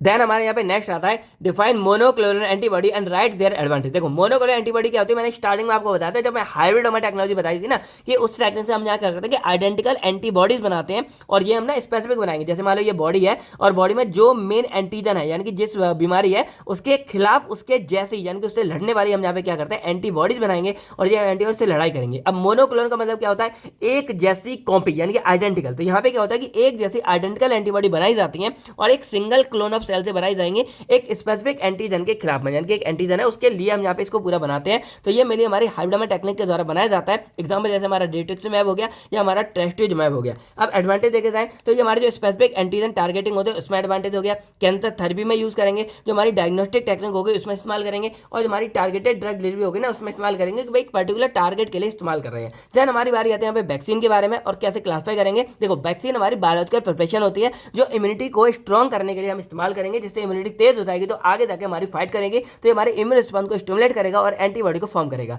अब ये मैंने वैसे आपको बता दिया, देखो क्या करती है, जैसे वैक्सीन हम बॉडी में देंगे तो वैक्सीन में छोटे छोटे हमारे बहुत ही माइनर क्वांटिटी में यहाँ पे क्या होता है, वायरस पड़ा होता है, या तो माइनर क्वांटिटी में होगा या वो इनएक्टिव होगा या उसका इनएक्टिवेट टॉक्सोइड होता है। तो जब बॉडी में जाएगा तो बॉडी के लिए तो वो फॉरेन सब्सटेंस हो गया, तो बॉडी इसके खिलाफ क्या करेगी, एंटीबॉडी प्रोड्यूस करेगी, और जब एंटीबॉडी प्रोड्यूस आएगी तो जब असली वाला वायरस आएगा तो हमारी बॉडी उन एंटीबॉडी का इस्तेमाल करके जो हमारा वायरस आएगा उसे लड़ने में सक्षम हो जाती है। तो यही हमारा होता है वैक्सीन का मेनली फंडा। अब जैसे एग्जांपल हमारा बीसीजी वैक्सीन हो गया या हमारा पोलियो वैक्सीन हो गया। अब ये हमारी 3-4 टाइप की हो सकती है। पहली हमारी होती है लाइव एटेन्यूएटेड वैक्सीन, अब उसमें जो हमारे वीक माइक ऑर्गेनिज्म है, यानी कि बहुत ही कमजोर ऑर्गेनिज्म को हम यहाँ पे इस्तेमाल करेंगे। देन किल्ड वैक्सीन में हम क्या करेंगे, जो इनएक्टिवेटेड ऑर्गेनिज्म है, वायरस है, उसका इस्तेमाल करेंगे। टॉक्साइड में क्या करेंगे, जो हमारा टॉक्सिन उसका मेन घातक पार्ट होता है ना, उसका जो इनएक्टिव वाला टॉक्सिन होता है उसका इस्तेमाल करेंगे। और रिकम्बिनेंट वैक्सीन में क्या करेंगे कि यहाँ पे जेनेटिक इंजीनियरिंग यानी कि प्रोटीन को थोड़ा बहुत चेंज करके हम वैक्सीन यहाँ पे बना रहे हैं। अब हमारा आता है ट्रांसपोजर, और यहाँ पे इसके इंपॉर्टेंस तो ये मैंने बता दिया कि हमारा मूवेबल डीएनए सीक्वेंस होता है जो चेंज हो जाता है हमारे पोजीशन के साथ में, और यही आगे जाके जंपिंग जीन वगैरह बोल देंगे। अब ये मेनली इंपॉर्टेंस क्या होता है, जो म्यूटेशन स्टडी है, यानी कि जो मैंने बोला कि पूरा म्यूटेशन वगैरह हो रहा है उसमें हेल्प करेगा, जीन ट्रांसफर प्रोसेस में हेल्प करेगा, एंटीबायोटिक स्टडी में हेल्प करेगा, जेनेटिक स्टडी में। देन हमारा आता है क्लोनिंग, तो ये हमारी प्रोसेस होती है इसमें जो डीएनए हमारा आइडेंटिकल कॉपी बनाता है अपने जैसे ऑर्गेनिज्म में, और ये वाइडली हमारा जो है बायोटेक्नोलॉजी और जेनेटिक इंजीनियरिंग में इस्तेमाल करते हैं। जैसे जीन क्लोनिंग हो गया, हमारा एनिमल क्लोनिंग हो गया, ये हमारे आरडीएनए प्रोटीन प्रोडक्शन में, जेनेटिक प्रोसेस रिसर्च में, और हमारे जो प्रोटीन प्रोडक्शन है उसमें हेल्प करेगा, और जो ट्रांसजेनिक ऑर्गेनिज्म है उसमें हेल्प करेगा। अब आखिरी और लास्ट हमारा आता है define industrial biotechnology and right its application. अब देखो इतना बोल रहा हूँ लगातार भाई, गला सब खत्म हो चुका है, बॉडी खत्म हो चुकी है, तो आपको वीडियो कैसे लगे भी बता देना। और यार इतना तो मैं डिजर्व करता हूँ, मुझे लगता है कि भाई इतनी वीडियो बना रहा हूँ, इतनी मेहनत कर रहा हूँ, तो एक लाइक तो आप लोग कर सकते हो भाई। हमें क्या दिख रहा है, लाइक दिख रहा है, तो अगर वीडियो होता क्या ना, वीडियो पे आप लोग फोटो डालते हो ना अपना इंस्टाग्राम पे, अगर लाइक मिलते तो अच्छा लगता है, अगर ज्यादा लोग देखेंगे तो वही हमारी बस सिंपल सी इच्छा, अगर आप लाइक करोगे वीडियो को तो अच्छा लगेगा, और एक अच्छा सा कमेंट कर दोगे तो और ज्यादा अच्छा लगेगा। तो यहाँ पे क्या कि जो हमारी इंडस्ट्रियल बायोटेक्नोलॉजी है ये हम यूज करते हैं, मतलब माइक्रो ऑर्गेनिज्म का, एंजाइम का और बायोलॉजिकल सिस्टम का, किसके लिए, अपने इंडस्ट्रियल प्रोडक्शन प्रोसेस के लिए। अब यहाँ पे क्या कि जो हमारे यूजफुल इंडस्ट्री वगैरह या फार्मिंग प्रोडक्ट होते हैं ना उनमें इस्तेमाल करेंगे, या तो हमारी फर्मेंटेशन इंडस्ट्री होगी या एंजाइम इंडस्ट्री होगी। एप्लीकेशन क्या है, तो जो हमारी इंडस्ट्रियल बायोटेक्नोलॉजी है इसमें अपने एंटीबायोटिक को प्रोड्यूस करेंगे, वैक्सीन बनाएंगे, फूड एंड बेवरेज इंडस्ट्री वगैरह में यूज करते हैं। तो देखा जाए तो हमने लगभग जो अपने सारे क्वेश्चंस के बारे में बात कर लिया। आई नो कि भाई उतना इफेक्टिव नहीं है जितना आपका हर्बल और बाकी सबका होता है, क्योंकि देखो इसमें टाइम नहीं बना और उस टाइम भी हमारे पास टाइम नहीं था, तो बस थोड़ा बहुत गड़बड़ हो गई। पर आई होप आपको इतना तो तैयारी होगी कि अगर आप इसको पढ़ के जाते हो आराम से पास हो जाओगे और अच्छा आप लोग करके आ जाओगे। तो यही था दोस्तों आज की वीडियो में, आई होप आप लोगों को सब समझ आ गया होगा। बाकी कोई भी डाउट्स है, कोई भी इच्छा आप लोग कमेंट करके बता सकते हो, मैं ट्राई करूंगा कि उसको आपको फुलफिल कर सकूं। तो यही था दोस्तों आज की वीडियो में, मिलता हूं मैं आपसे बहुत नेक्स्ट वीडियो में। थैंक यू, टेक केयर, आप सभी लोग अपनी फैमिली का ध्यान रखिएगा। बाय बाय दोस्तों, जय हिंद दोस्तों, all the best for exam.